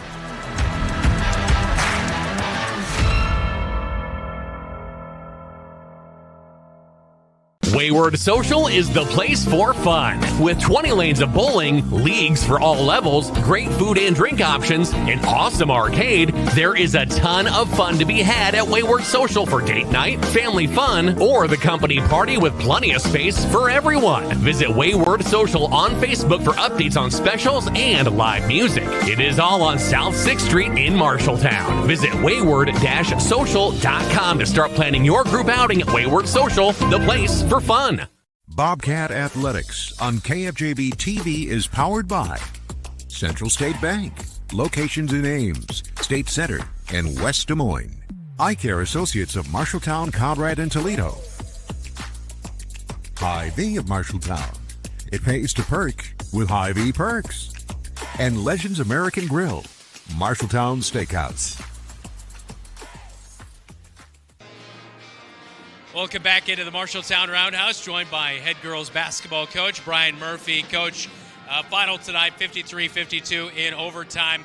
Heading into halftime, your team went on a 5-0 run, had a really nice end there to that first half to get yourself a 2-point lead heading into the break. What was your message to your team kind of at the midway point, trying to maybe continue a little bit of momentum into that second half? Yeah, I mean, we felt like going into the locker room where we hadn't played well and still went in there with a lead. So that was really our message, to try to maintain that and kind of push forward. And I thought we came out a little bit flat, spotted then some momentum at some points and had to claw her back. And that was kind of the story of that second half, is continually having to claw back over and over instead of taking care of business right away.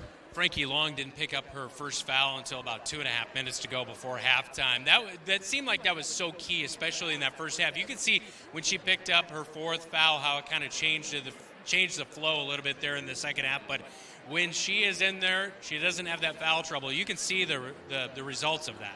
Yeah, and I thought she did a really good job of really working hard before the catch tonight. I mean, she was such a stabilizing force for us the whole night, where when you've got a target working that hard and when you're able to get the ball into her, it just makes everything so much easier for the rest of her offense. So, I thought she played really well tonight. And the irony was she probably had more physical competition than she's had all year. And I thought she responded really well to that. Yeah, it was 38-35 heading into the fourth quarter. And that's what I noticed about the second half. It seemed like Waterloo East really turned that pressure and intensity up and really gave your girls a tough test, especially with that backcourt pressure, getting into the front court, that kind of thing. That's been something I know you've talked about all season long, is working on that pressure. How do you do it? How do you set up the offense? All that kind of stuff. This was a good test here tonight, I'm sure, heading into Ames on Thursday.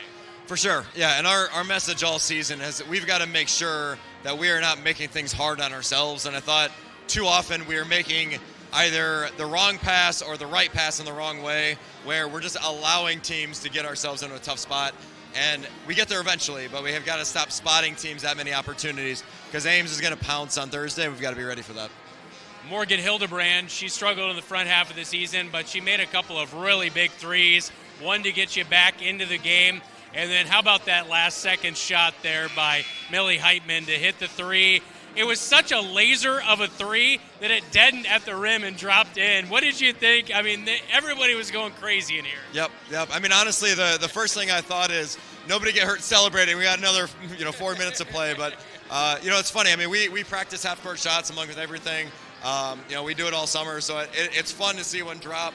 They don't typically look like that for sure, but it is something that we don't like to leave up the chance, and you never know when you're going to need it. Yeah, and I thought, too, your team's grit and grittiness, you kind of alluded to it, to claw back and keep going. I mean, what does that say about the momentum of this program to, never count yourself out of these kind of games? Yeah, I mean, we've had a number of these kind of tight games where we pull away at the end this season, and I think the thing that you can't say enough about this group is, I mean, it does not matter how many minutes they played, how much they've gotten banged around. I mean, they're just going to keep working, keep going hard. I mean, you can see, even going into overtime, we have people limping into the huddle, and, they're just pushing the way out. And, we are one or two plays away from pulling it out.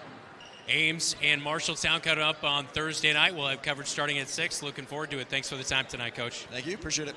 That is head coach Brian Murphy with our post-game chat here at halftime of the boys' game. We'll go over scores around the state when we come back right here on KFJB-TV.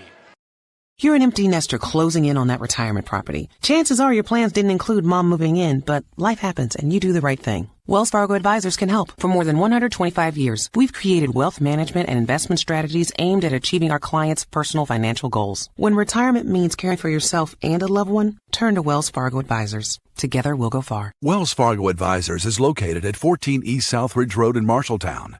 Call them at 641-752-5401. They're a member SIPC. The Halftime Report, powered by Scouting America. Adventure on. Welcome back inside the Marshalltown Roundhouse at halftime. 12 points for Jacob Hayes, leading the Cats, who lead 25-13. As a quick scoreboard update, all brought to you by Central State Bank. Right now, Des Moines North is leading at Tumwa 63-47 in boys basketball. Urbandale downed Ankeny earlier tonight, 71-63. Second half between the Trojans and Bobcats when we come back. That's halftime, all powered by Scouting America Mid-Iowa Council. We do more than just t-shirts and hoodies. Check with Adlet Engraving and Screen Print for awards, lasered items, embroidery, and of course, imprinted apparel. 307 Riverside, right here in Marshalltown. Easy parking, delivery is available. Refinance your auto loan with Members First Community Credit Union. For a limited time, refinance your auto loan from another lender and receive 1% cash back up to $500. Scan the QR code to apply online. Call us or visit a Members First branch. Have Van Wyck Wood Builders design and build the storage shed you need. So many different options to choose from. Van Wyck Wood Builders, just 5 miles south of I-80 in Grinnell on Highway 146. Online at VanWyckWoodBuilders.com. Bobcat Athletics on KFJB-TV is powered by Lennox Employees Credit Union, LennoxECU.com, Marshalltown Area Chamber, meetinmarshalltown.com, Marshalltown Community College, a step in the right direction, and the Marshalltown School District. Embrace the lead. Bobcats open up the second half with the basketball inside the Roundhouse on George Funk Court. I'm Brandon Lewis. Thanks so much for joining us tonight. And Segovia will turn it over, lose the basketball in a drive on the right wing. And that's how we open up the second half. On the first possession, it's back to Waterloo East. 25-13, Bobcats outscored the Trojans 15-5 in the first quarter and 10-8 in the second quarter to build this current lead. Isaiah Thomas, far side, drops it over to Perkins. Now Van Arsdale had nine in that first half. And Van Arsdale knocks it away from Gersma. Gersma knocks it away, but the Trojans keep with it. Left block. Hey, you get a little bit of a awkward little jump inside there. But Gianni Gary will finish at the hoop for his first bucket of the evening. 6:40 to go, third quarter. Schoenfelder up high point of the basketball with that pressure in his face. Kyle Smith, right wing, over to Gersma, left wing. Picks up the dribble. Backdoor cut by Kyle Smith. Leaner, no good. Bynum comes away with a rebound. He'll run the floor all the way. Hayes steps in front, and he loses the basketball out of bounds. It's Bobcat basketball as Jacob Hayes with a nice job to step in front of the drive and force that turnover. Kyle Smith will inbound to Gersma. A little bit of backcourt pressure being shown by Isaiah Thomas. Gersma now into the front court. Over to Hayes, right wing. A little bit of a bump before that got going. Now Kyle Smith, right wing, drops it into Hayes. Double team. Pressure from behind. Out of Segovia. Back to Kyle Smith. 8 seconds on the clock. Kicks. Wide open Jacob Hayes. And it's in and out. No good. Gersma tried for the rebound. Couldn't haul it in. And Waterloo East will come away with it. And a foul on the drive as Gianni Gary gathered the loose basketball. And Damian Segovia will pick up the foul, his first of the night. And that is the first foul on any of the Bobcats starters here tonight. I don't have anybody for the Bobcats marked down here tonight. I believe that's the first foul of the evening. on the Cats. 10-point game, 3. Van Arsdale. Wow, that's a big one right there. Knocked down from the left wing. A 5-0 run for Waterloo East out of the halftime break. Hayes, right wing, gets the feed from Gersma.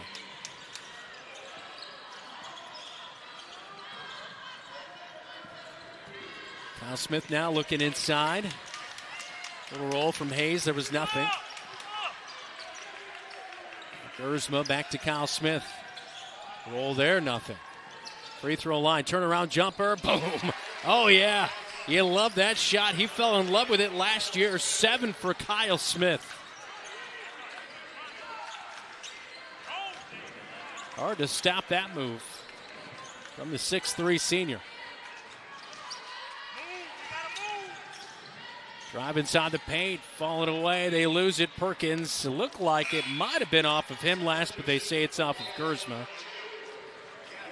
Gersma was pointing. Hey, I think that might have been off Perkins, but regardless, it's Trojan basketball with 16 on the shot clock.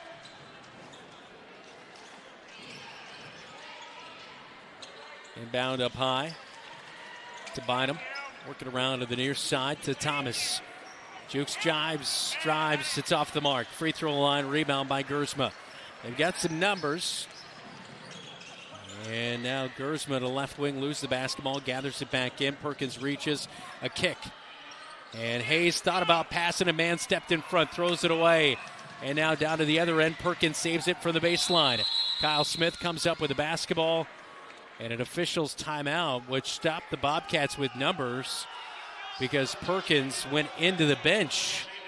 Wow. Oh, no. Never mind.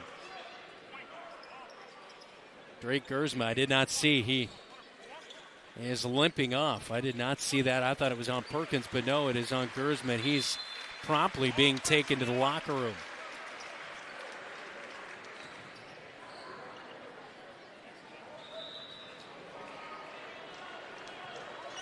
Drake Gersma, starting point guard for the Bobcats, rolling his ankle. And it's kind of been tough luck for him so far this season. He was sick for a good week at the back end of December. And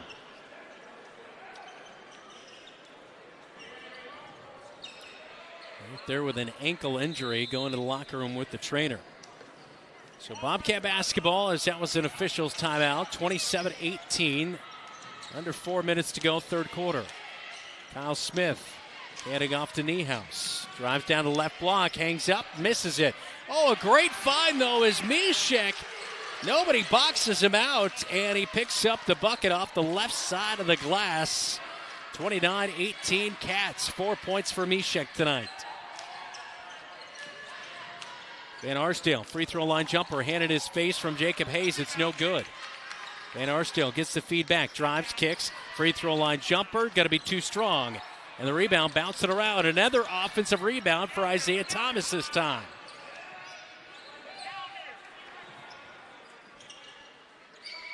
Three, quick trigger, right wing, no good by Bynum, poked out of bounds. Bobcat basketball, Schoenfelder hits the deck as well as Isaiah Thomas. Damian Segovia is back into the contest, as he'll replace Lars Schoenfelder.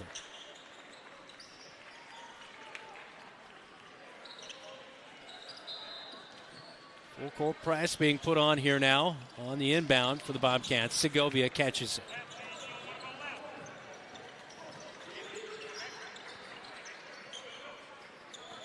Segovia works it into the front court finally.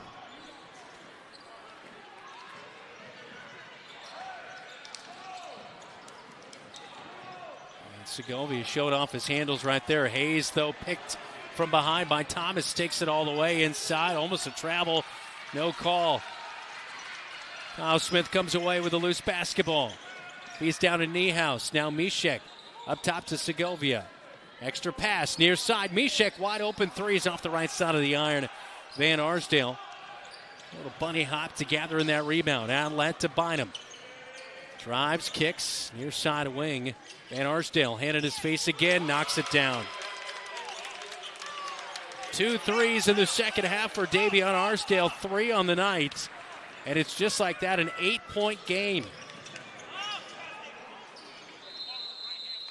And now a timeout as the Bobcats get into the front court.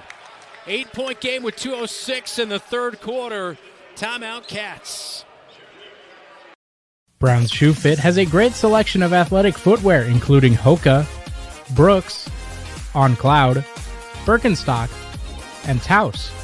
Brown's Shoe Fit can find the right shoe for every occasion for both men and women, including dress shoes, casual shoes, work boots, and more.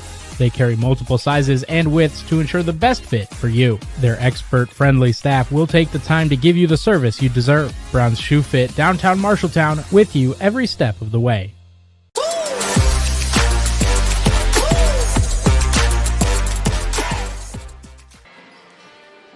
Well, 8-4 our score here in the third quarter as Waterloo East has come out of halftime on a little bit of a run there as they started out with a 5-0 run, couple buckets by the Bobcats. So outscoring the Cats 8-4 here in the third quarter and dwindling down that 12-point Bobcat lead at halftime, 29-21.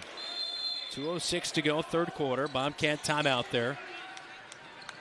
And if you missed it, Drake Gersma, starting point guard, rolled his ankle. He's back in the locker room with the trainer. Mishek, top of the key, drives down the left side, picks up his dribble. Over to Hayes, 10 seconds on the shot clock. Oh, that is wet right there for Kyle Smith as he knocks down his second 3 of the night. He has 10 on the evening.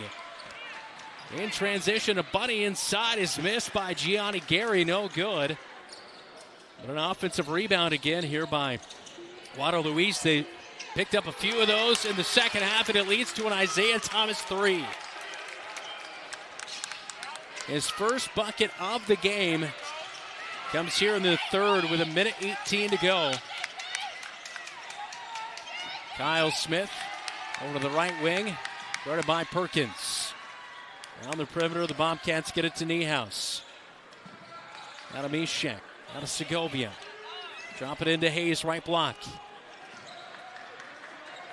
Been very patient this year. Oh, that's a close call right there. Hayes put a little bit of a push on him. I don't know if it was that tough of a push, but they'll draw the charge, and it's back to Waterloo East. Oh. Looked worse than it actually was, I believe. Dave, you agree? He does. It's good to know the producer has your back. 32-24. Gianni Gary up high. Right wing, quick trigger for White. And it's right on. His first 3, 32-27. Don't look now, it's a 5-point game. Hesitation move. Oh, Van Arsdale swats away the Mishek layup attempt and tosses it over by the student section.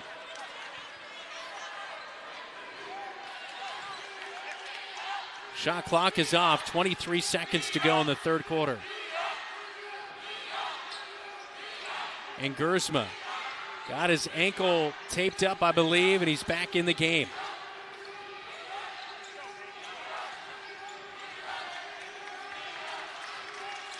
Might be feeling it later, but right now he looks to be okay. Gersma drives and kicks, but it goes off the bottom of the net. I believe it's last off Waterloo East. Yeah, looked like Isaiah Thomas touched it last.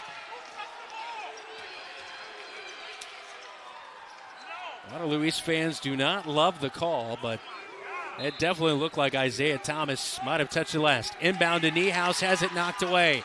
Van Arsdale at the buzzer. It's off the left side of the backboard. And we'll go to the fourth quarter with 8 minutes to go inside the Roundhouse. Things getting tight in a 5-point game on KFJB-TV.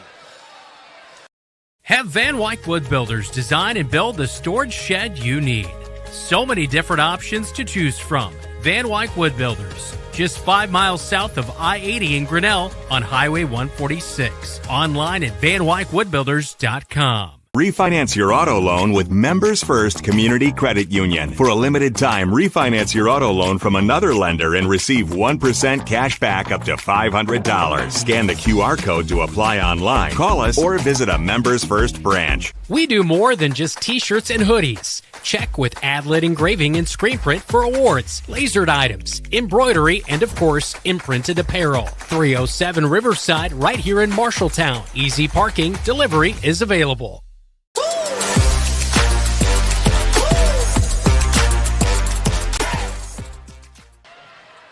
Time for a scoreboard update, all brought to you by Central State Bank. Final in girls basketball tonight. Marshalltown falls in overtime to Waterloo East, 53-52. Lincoln tops Hoover, 52-45. Ames tops Fort Dodge, 51-34. Ankeny Centennial down Southeast Polk, 53-41, who made it into the rankings despite being 2-5 on the year. And also in boys basketball tonight, heading to the fourth quarter, Des Moines North leads Ottumwa 63-47, and Urbandale down to Ankeny 71-63. Inside the Roundhouse, 5-point game as we start the fourth quarter. Waterloo East outscored Marshalltown 14-7 in the third quarter with 4 made threes. And a drive and a foul on the floor. And so it'll be Waterloo East basketball. And the foul comes in on Jamison Niehaus, his first of the night.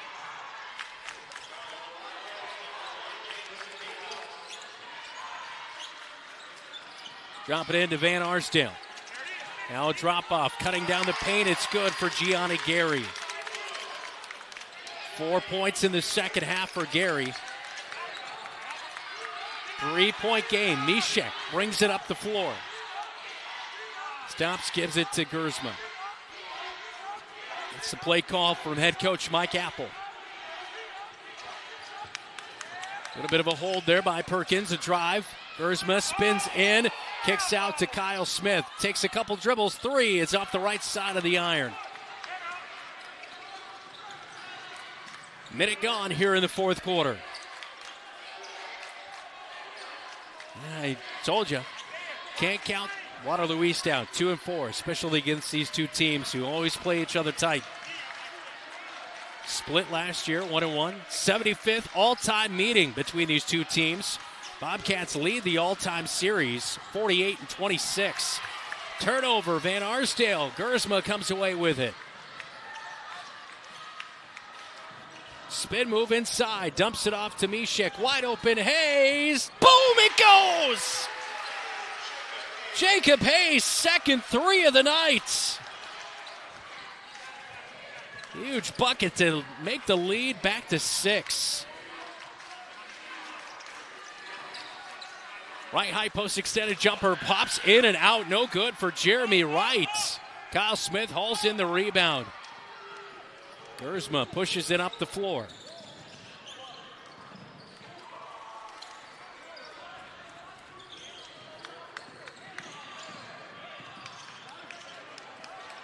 Picking up his dribble, Gersma, skip pass over to Hayes. 15 on the shot clock. Mishek thought about the 3, goes in against Van Arsdale, draws the foul, makes the bucket. Gavin Mishek with 6 tonight and the and 1 to come. How about that drive? He learned his lesson last time. Just put up a laissez-faire shot and got it swatted out of the gym by Van Arsdale. This time gets the contact, gets the bucket, and earns the N1. 67% free throw shooter on the season for Gavin Mishek. And it's good. 3-point play the old-fashioned way for Mishek. 38-29. Bobcat lead. Just when Waterloo East was cutting into it. 3 off the back of the iron. And deflected right into the hands of Kyle Smith. Johnny Gary couldn't get that one to go. Gavin Mishek brings it up. Drake Gersma brings it up. And his floater inside was no good, but got his own miss. Great offensive rebound. Mishek with a great find, but the pass is a little low for Kyle Smith. He had a nice cut, coast to coast. Waterloo East. Oh, an and 1. Jeremy Wright answers. 5 points here in the second half, 7 on the night for Jeremy Wright. And he'll go to the line for the and one. Second foul of the night on Jacob Hayes.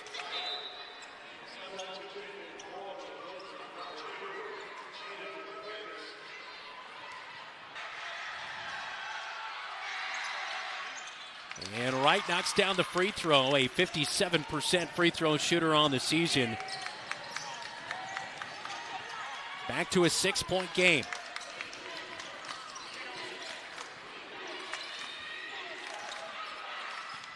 Gersma down the heart of the paint, gets contact, it's off the right side.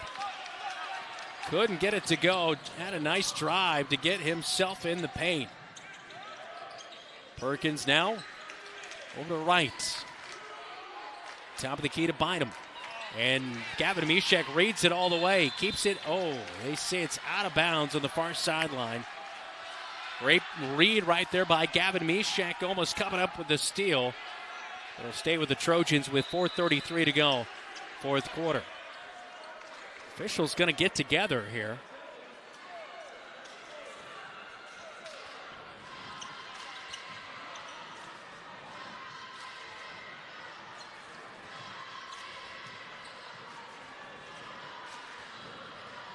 Head coach Mike Apple had a question, as well as Mike Saylor on something, but we're good to go.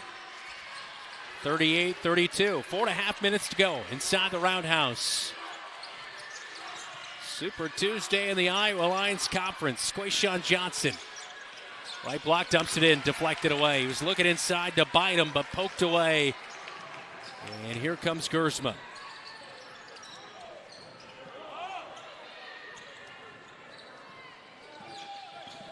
Mishek cuts to the near side corner. Kyle Smith gets a bounce pass off of a screen. And around the perimeter, they'll work it back to Gersma. Picks up his dribble at the free throw line. Over to Hayes. Beats his man. Goes in. What a nifty move. Up and over and around his defender went Jacob Hayes. 17 for Hayes tonight. 40-32, 8-point game inside the Roundhouse. Jumper. Their shot from 14 foot out is no good. And Kyle Smith tried to get the rebound, but he'll be the last to touch it before Perkins was there on the spot to gather it in. So Trojan basketball, baseline left side.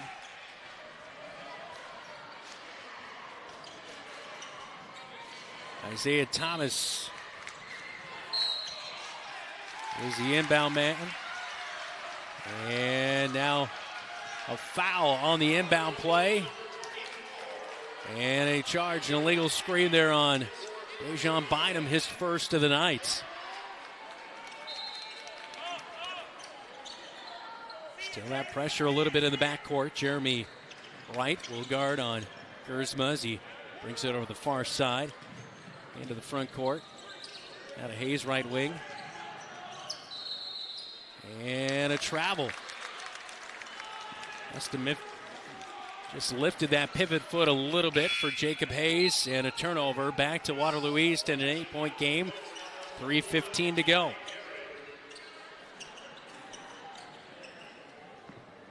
Gianni Gary will get the inbound pass in the backcourt.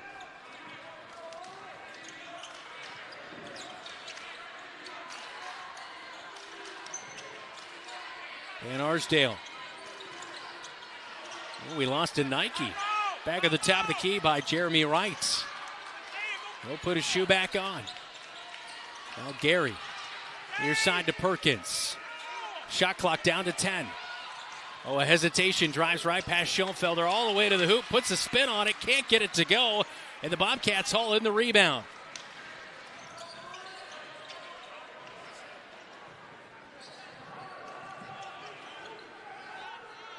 Gersma, Isaiah Thomas guarding him.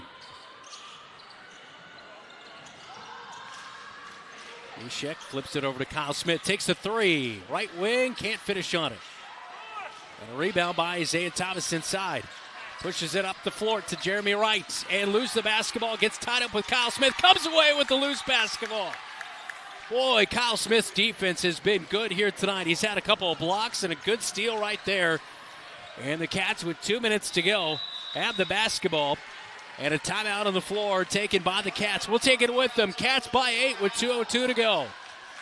You planned and saved for your child to go to college, but medical school after graduation was a surprise. A happy, expensive surprise. Wells Fargo Advisors can help. For more than 125 years, we've created wealth management and investment strategies aimed at achieving our clients' personal financial goals. When opportunities surprise you, turn to Wells Fargo Advisors. Together we'll go far. Wells Fargo Advisors is located at 14 East Southridge Road in Marshalltown. Call them at 641-752-5401. They're a member SIPC.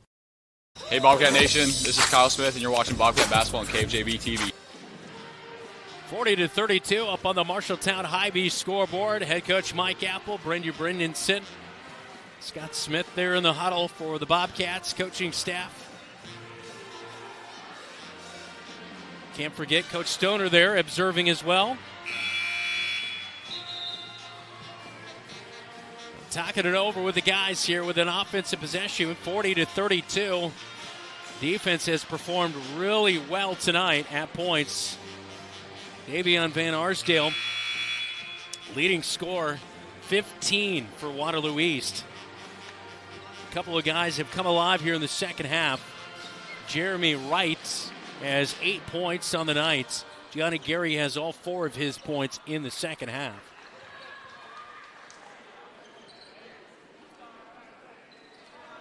Bobcat basketball out of the timeout. Hayes inbounds to Gersma. 2 minutes to go.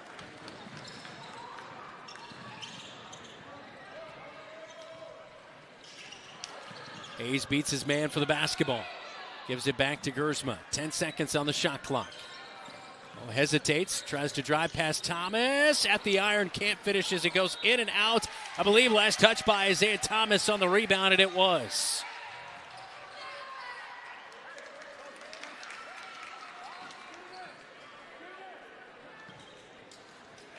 Al Smith will be the trigger man here.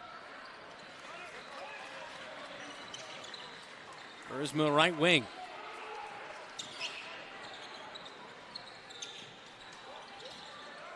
Oh, Gersma gets a screen from Hayes. Kicks to a wide open Kyle Smith. Oh, skims off the iron. Thomas with a rebound backside. 1:20 to go. Thomas all the way to the left block. Jumper no good. Kyle Smith catches the basketball and gives it to Gersma. 1:10 to go. Problem for Waterloo East, they only have 2 fouls. And so they'd have to foul 3 times to extend this game with an 8-point lead. 1 minute to go now. Time's just going to start running out on them, although a turnover as Perkins picks the pocket. Gives it up to Wright. And Wright stumbles down. And I believe a jump ball is going to be forced. Bobcat basketball. 46 seconds to go. Time just running out on the Trojans as Van Arsdale just has his hands on his head right now.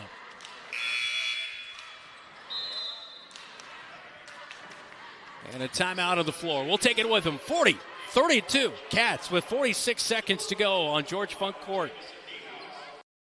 Anytime is a great time to treat yourself at Dairy Queen. From legendary blizzards and cakes to juicy burgers and crispy fries. Whatever you're craving, we've got you covered. Both Marshalltown locations have all your lunch and dinner favorites to keep you smiling and coming back for more. Right now, try the sauced and tossed sweet chili chicken strip basket, frosted sugar cookie blizzard, or the holiday nog shake. Don't wait. Swing by either Marshalltown location or get Dairy Queen delivered today. I'm Jamison Niehaus. This is your home for the Cats, KFJB-TV. Welcome back. Marshalltown Roundhouse. Brian Lewis, our producer on site. David Braga, Elijah Bond, as well as Keith Stewart on camera coverage. I believe maybe with that timeout they reversed the call because now Waterloo East has the basketball. And now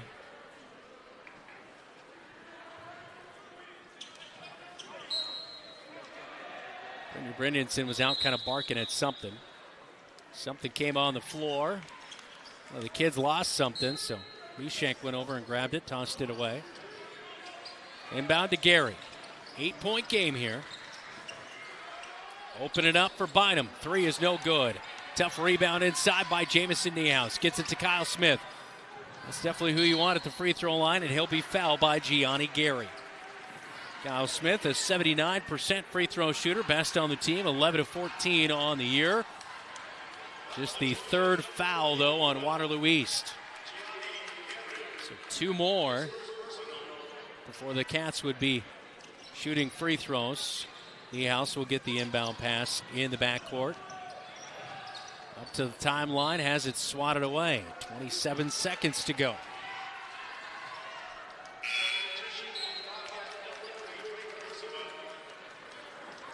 Jamison Niehaus will check out. Drake Gersma is back in. Getting went out of this game earlier tonight with a rolled ankle, but had it taped up and re-entered into the game. Gavin Mishek will catch the inbound pass at midcourt. Now 26 seconds to go. 4th team foul on Waterloo East. Dejan Bynum will pick up his 2nd foul. So if the Bobcats can just knock down their free throws on the next foul, they'll secure this game away, and the Bobcats get it to Lars Schoenfelder, who's struggled the most out of all the starters at the free throw line. 33% at the stripe, just 4 of 12, and he'll go to line for 2. Bobcats in the bonus now with those 5 team fouls. 2nd foul of the night on Isaiah Thomas. And there you go. Lars Schoenfelder totally redeems himself.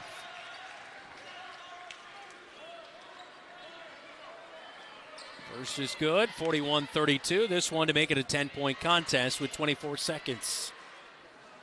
And he will. Big clutch buckets right there for Lars Schoenfelder. 10-point game. And a foul on the Bobcats, a wise one, as they have a couple to give here. 3rd team foul.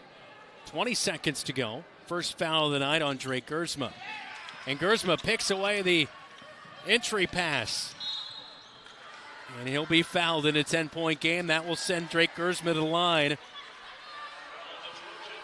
as it's on Gianni Gary.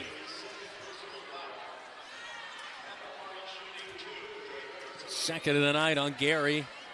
So Gersma at the line, and our big crowd is filing out as Gersma's just putting the finishing touches on a 3-0 starting. He cannot right there. A 3-0 starting conference play for the Cats. The win will move the Cats to 7-2 on the season.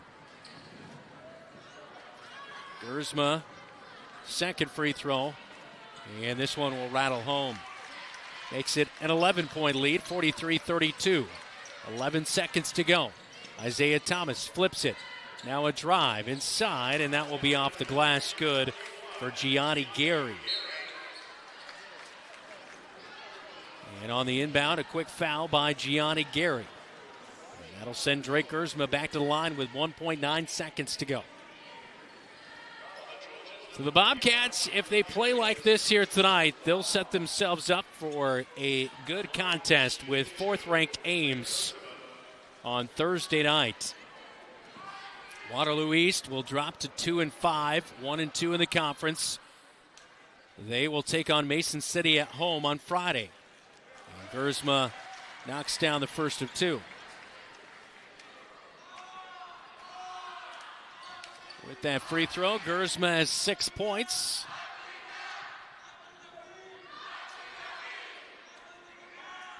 Second free throw's up, and it's good. And 7 points will be the final tally line for Drake Gersma. And the time will run out as Waterloo East will inbound. And it is a 45-34 point victory for the Bobcats on their home court. Taking in their 2nd best defense in 4A, only allowing 40.9. They only give up 34 tonight to Waterloo East, who drops to 2-5. And the Cats are now 7-2 and 3-0 in the conference. Both teams meet at midcourt. Great night for Jacob Hayes. Drake Gersma playing through a little bit of injury tonight.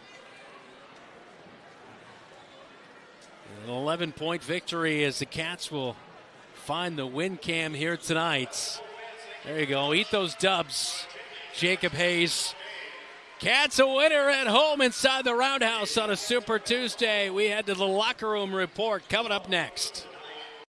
Looking for top-notch eye care close to home? Eye Care Associates, with offices in Marshalltown, Conrad, and Toledo, has proudly served Central Iowa since 1990. Their expert team provides eye exams for all ages, designer frames, contact lens fittings, and treatment for glaucoma, cataracts, and other eye conditions. With advanced technology, a welcoming staff, and convenient online booking, your next visit is easier than ever. Visit visionsource-marshalltowneyecare.com today. Eye Care Associates, your vision is their priority. Good call tonight, man. You too? You think what I'm thinking? Let's go to Legends for a Bobcat burger. Hi, guys. What are we hungry for today? I think we're going to do 2 Bobcat burgers.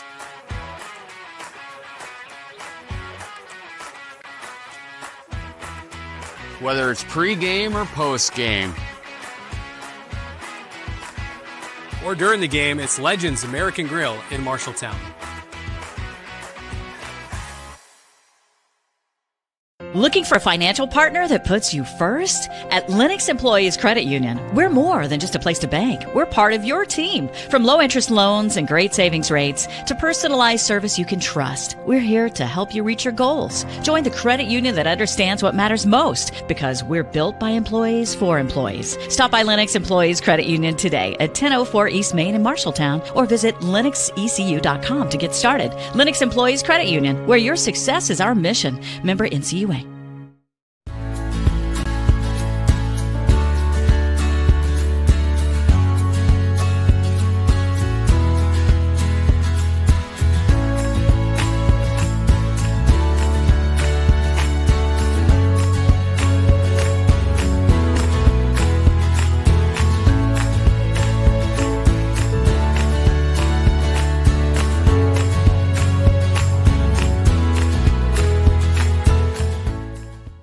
KFJB-TV Locker Room Report, powered by Wells Fargo Advisors of Marshalltown. Well, back inside the Roundhouse, a good night of basketball as the Waterloo East Trojans in town. Bobcat boys outscore Waterloo East 13-7 in the fourth quarter with an 11-point victory, 45-34. Final stat line tonight, Jacob Hayes finishes with 17 points, and he knocked down a couple of big threes. Kyle Smith with 2 threes here tonight, finishes with 10. 7 for Drake Gersma and Gavin Mishek, 2 apiece for Jamison Niehaus and Lars Schoenfelder. Schoenfelder knocked down a couple of free throws to seal the victory here tonight. Leading scorer for the Trojans, Davion Van Arsdale, finishes with 15. 8 for Jeremy Wright. Gianni Gary finishes with 6. Isaiah Thomas with 3. Guishan Johnson with a 2-point bucket here tonight. 45-34 the final as the Bobcats knock off the Waterloo East Trojans. Cats now 7-2. They're 3-0 in the Iowa Lions Conference, with a date against the Ames Little Cyclones coming up on Thursday night at 7:45 right here on KFJB-TV. We continue with the locker room report when we come back, all powered by Wells Fargo Advisors in Marshalltown. You look forward to retirement as your time to relax. But now that it's here, turns out relaxation is overrated and you'd rather get back to work with an idea of your own. Wells Fargo Advisors can help.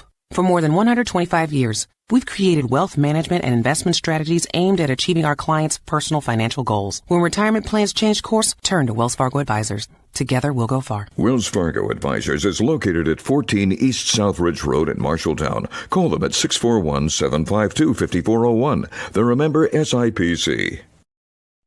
Ready for a 4-year degree, but not ready for the cost? Start smart at Marshalltown Community College. Get the first half of your 4-year education in just 2 years and save thousands. Our flexible programs allow you to seamlessly transfer to a university as a junior. You get a high-quality education with smaller class sizes and the faculty attention you deserve.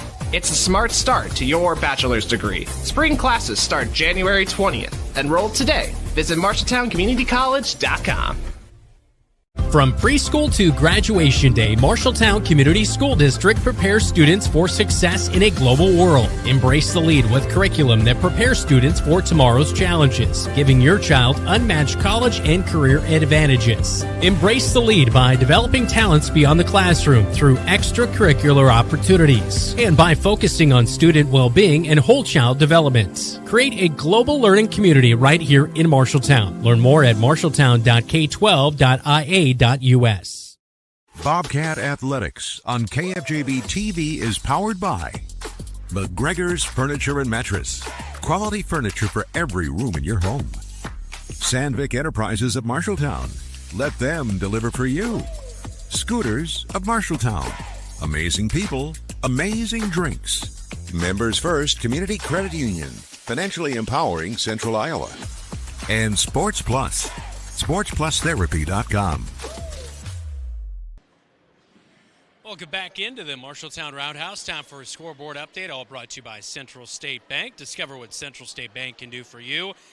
Well, tonight, as they are heading to the fourth quarter, Des Moines North is currently leading at Tumwa 63-47. Des Moines Lincoln downs Hoover 50-42, the final score there. Also in boys basketball, number 6 Waukee downs Valley 69-47. Iowa City West tops Iowa City Liberty 69-60. Urbandale tops Ankeny 71-63. Cedar Falls continues their hot stretch as they just knocked off Waukee Northwest last week 64-48 over Waterloo West here tonight. As don't have a score update on that Ames and Fort Dodge game here tonight. We'll take a timeout. When we come back, we'll talk to head coach Mike Apple. This is the Locker Room Report. You're watching KFJB-TV.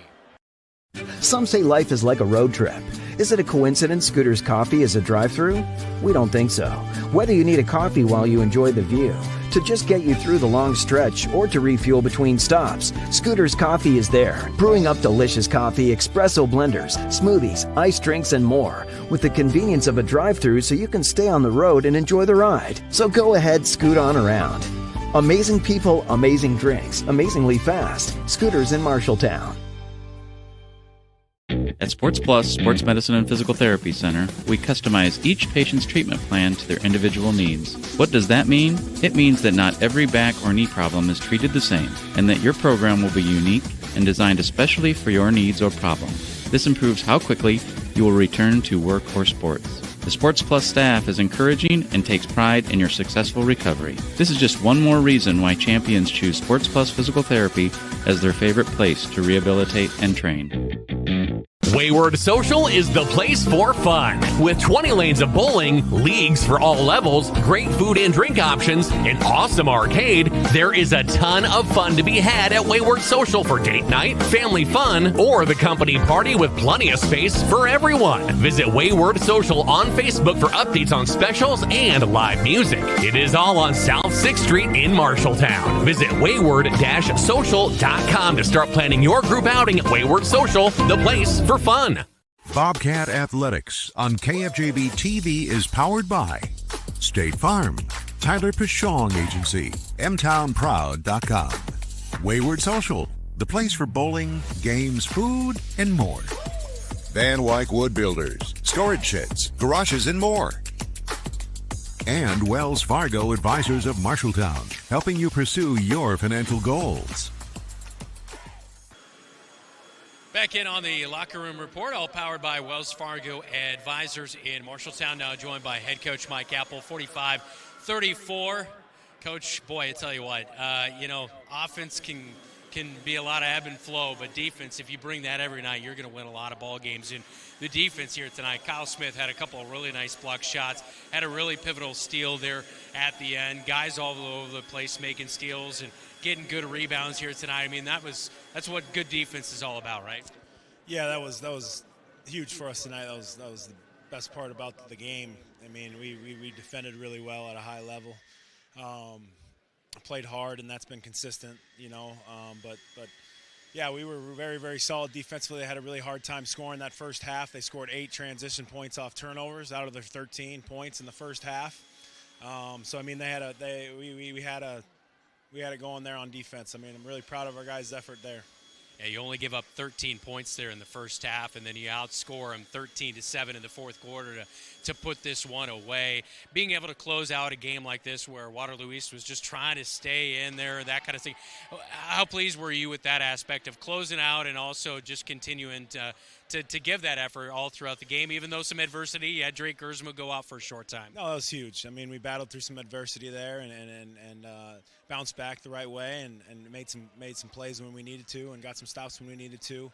So it was awesome to see.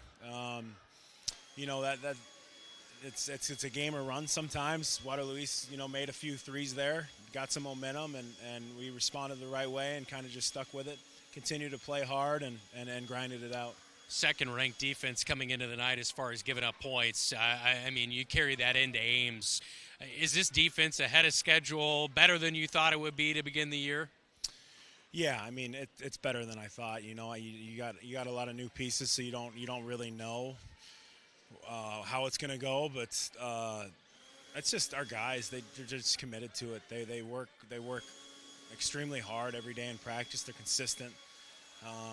And that's on defense too when we do it. We practice it every day for 15-20 minutes of shell defense. They know they're going to do it, and they go as hard as they can, and it's paying dividends right now. 17 points for Jacob Hayes. He just continue to putting a solid senior campaign together. What's he doing really right that's leading to a lot of that stuff? Because it seems like he's always kind of in the right place at the right time. He had a stretch there. I think he scored 5 or 6 baskets in a row, and he scored them in a variety of different ways. He's just letting the game come to him. Our guys are doing a great job of getting the balls in spots to score it. But you saw there he hit an open three, and then he drove it in one time. He posted it up one time and scored it. And he's making free throws. He's getting to the line and knocking them down. So, that's huge for us, obviously, to have him be able to contribute and score in that way and continue to add guys that have the ability to score it, and that's good because that's obviously an area we struggle in at times. Defense is great, but we scored 45 points tonight. We probably missed 5 or 6 layups at the rim, some bunnies around the rim.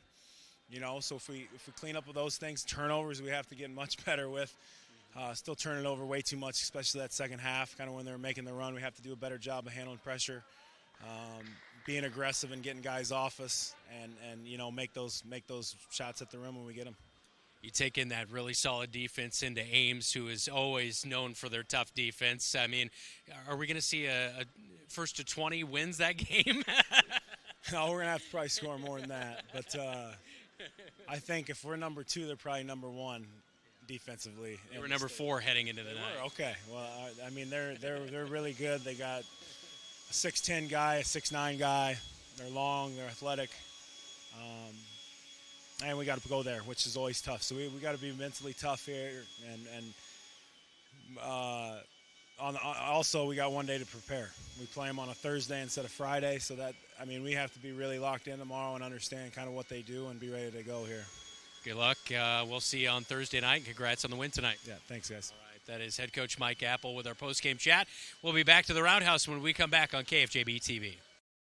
At Opa Grill in Marshalltown, every meal is a reason to celebrate. Opa means celebrate, and that's exactly what you'll do with every bite. From Greek gyros and lasagna to Italian pastas, juicy burgers, hand-breaded tenderloins, and vegetarian options. There's something for everyone. Enjoy homemade soups, fresh salads, and tremendous desserts you won't forget. Opa Grill, where flavors come together and celebrations begin. Open 11 to 8 Monday through Friday and 11 to 3 Saturday. Opa Grill, come celebrate great food. You're an empty nester closing in on that retirement property. Chances are your plans didn't include mom moving in, but life happens and you do the right thing. Wells Fargo Advisors can help. For more than 125 years, we've created wealth management and investment strategies aimed at achieving our clients' personal financial goals. When retirement means caring for yourself and a loved one, turn to Wells Fargo Advisors. Together we'll go far. Wells Fargo Advisors is located at 14 East Southridge Road in Marshalltown. Call them at 641-752-5401. They're a member SIPC. McGregor's Furniture and Mattress is your local furniture store in Marshalltown. With their extensive inventory, you're sure to make a winning selection when you shop McGregor's for your bedroom, living room, and dining room furnishings. McGregor's has the right play for every room in your home. McGregor's Furniture and Mattress is proud to be your locally owned and operated furniture store since 1896 and very proud to support Bobcat Athletics again this season. McGregor's Furniture and Mattress, downtown Marshalltown, open 7 days a week. The KFJB-TV Locker Room Report, powered by Wells Fargo Advisors of Marshalltown. Transportation for today's game on KFJB-TV, provided by Carl Auto Group of Marshalltown. Carl is your dealer for life.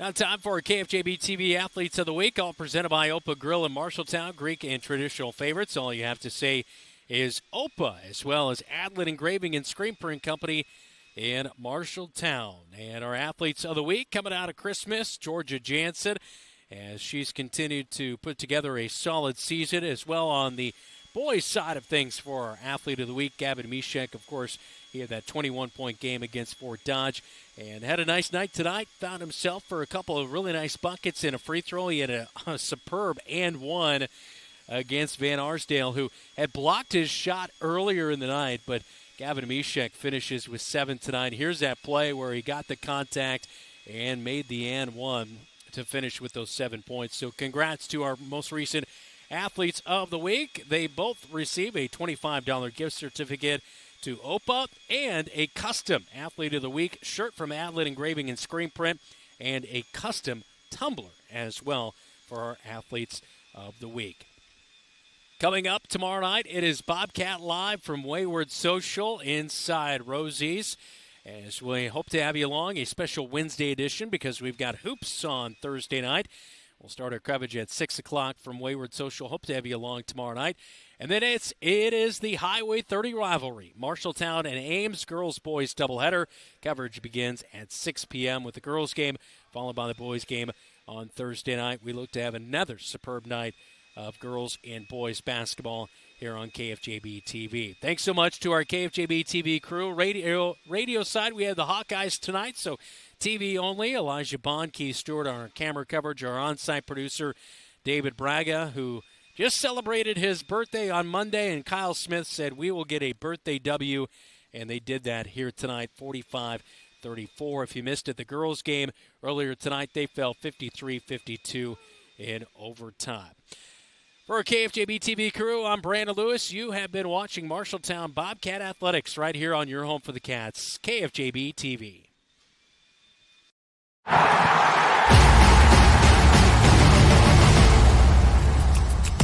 Today's game on KFJB-TV is sponsored by First Rate Real Estate, Adlin Engraving and Screen Print Company, Assured Partners, Brown's Shoe Fit, Central State Bank, your Marshalltown Dairy Queens, Eye Care Associates, Hy-Vee Marshalltown, Legends American Grill, Lennox Employees Credit Union, Marshalltown Area Chamber, Marshalltown Community College, Marshalltown School District, McGregor's Furniture and Mattress, Sandvik Enterprises, Scooters, Marshalltown, Sports Plus, State Farm, Tyler Pashong Agency, Wayward Social, Wells Fargo Advisors, Members First Community Credit Union, Van Wyck Wood Builders,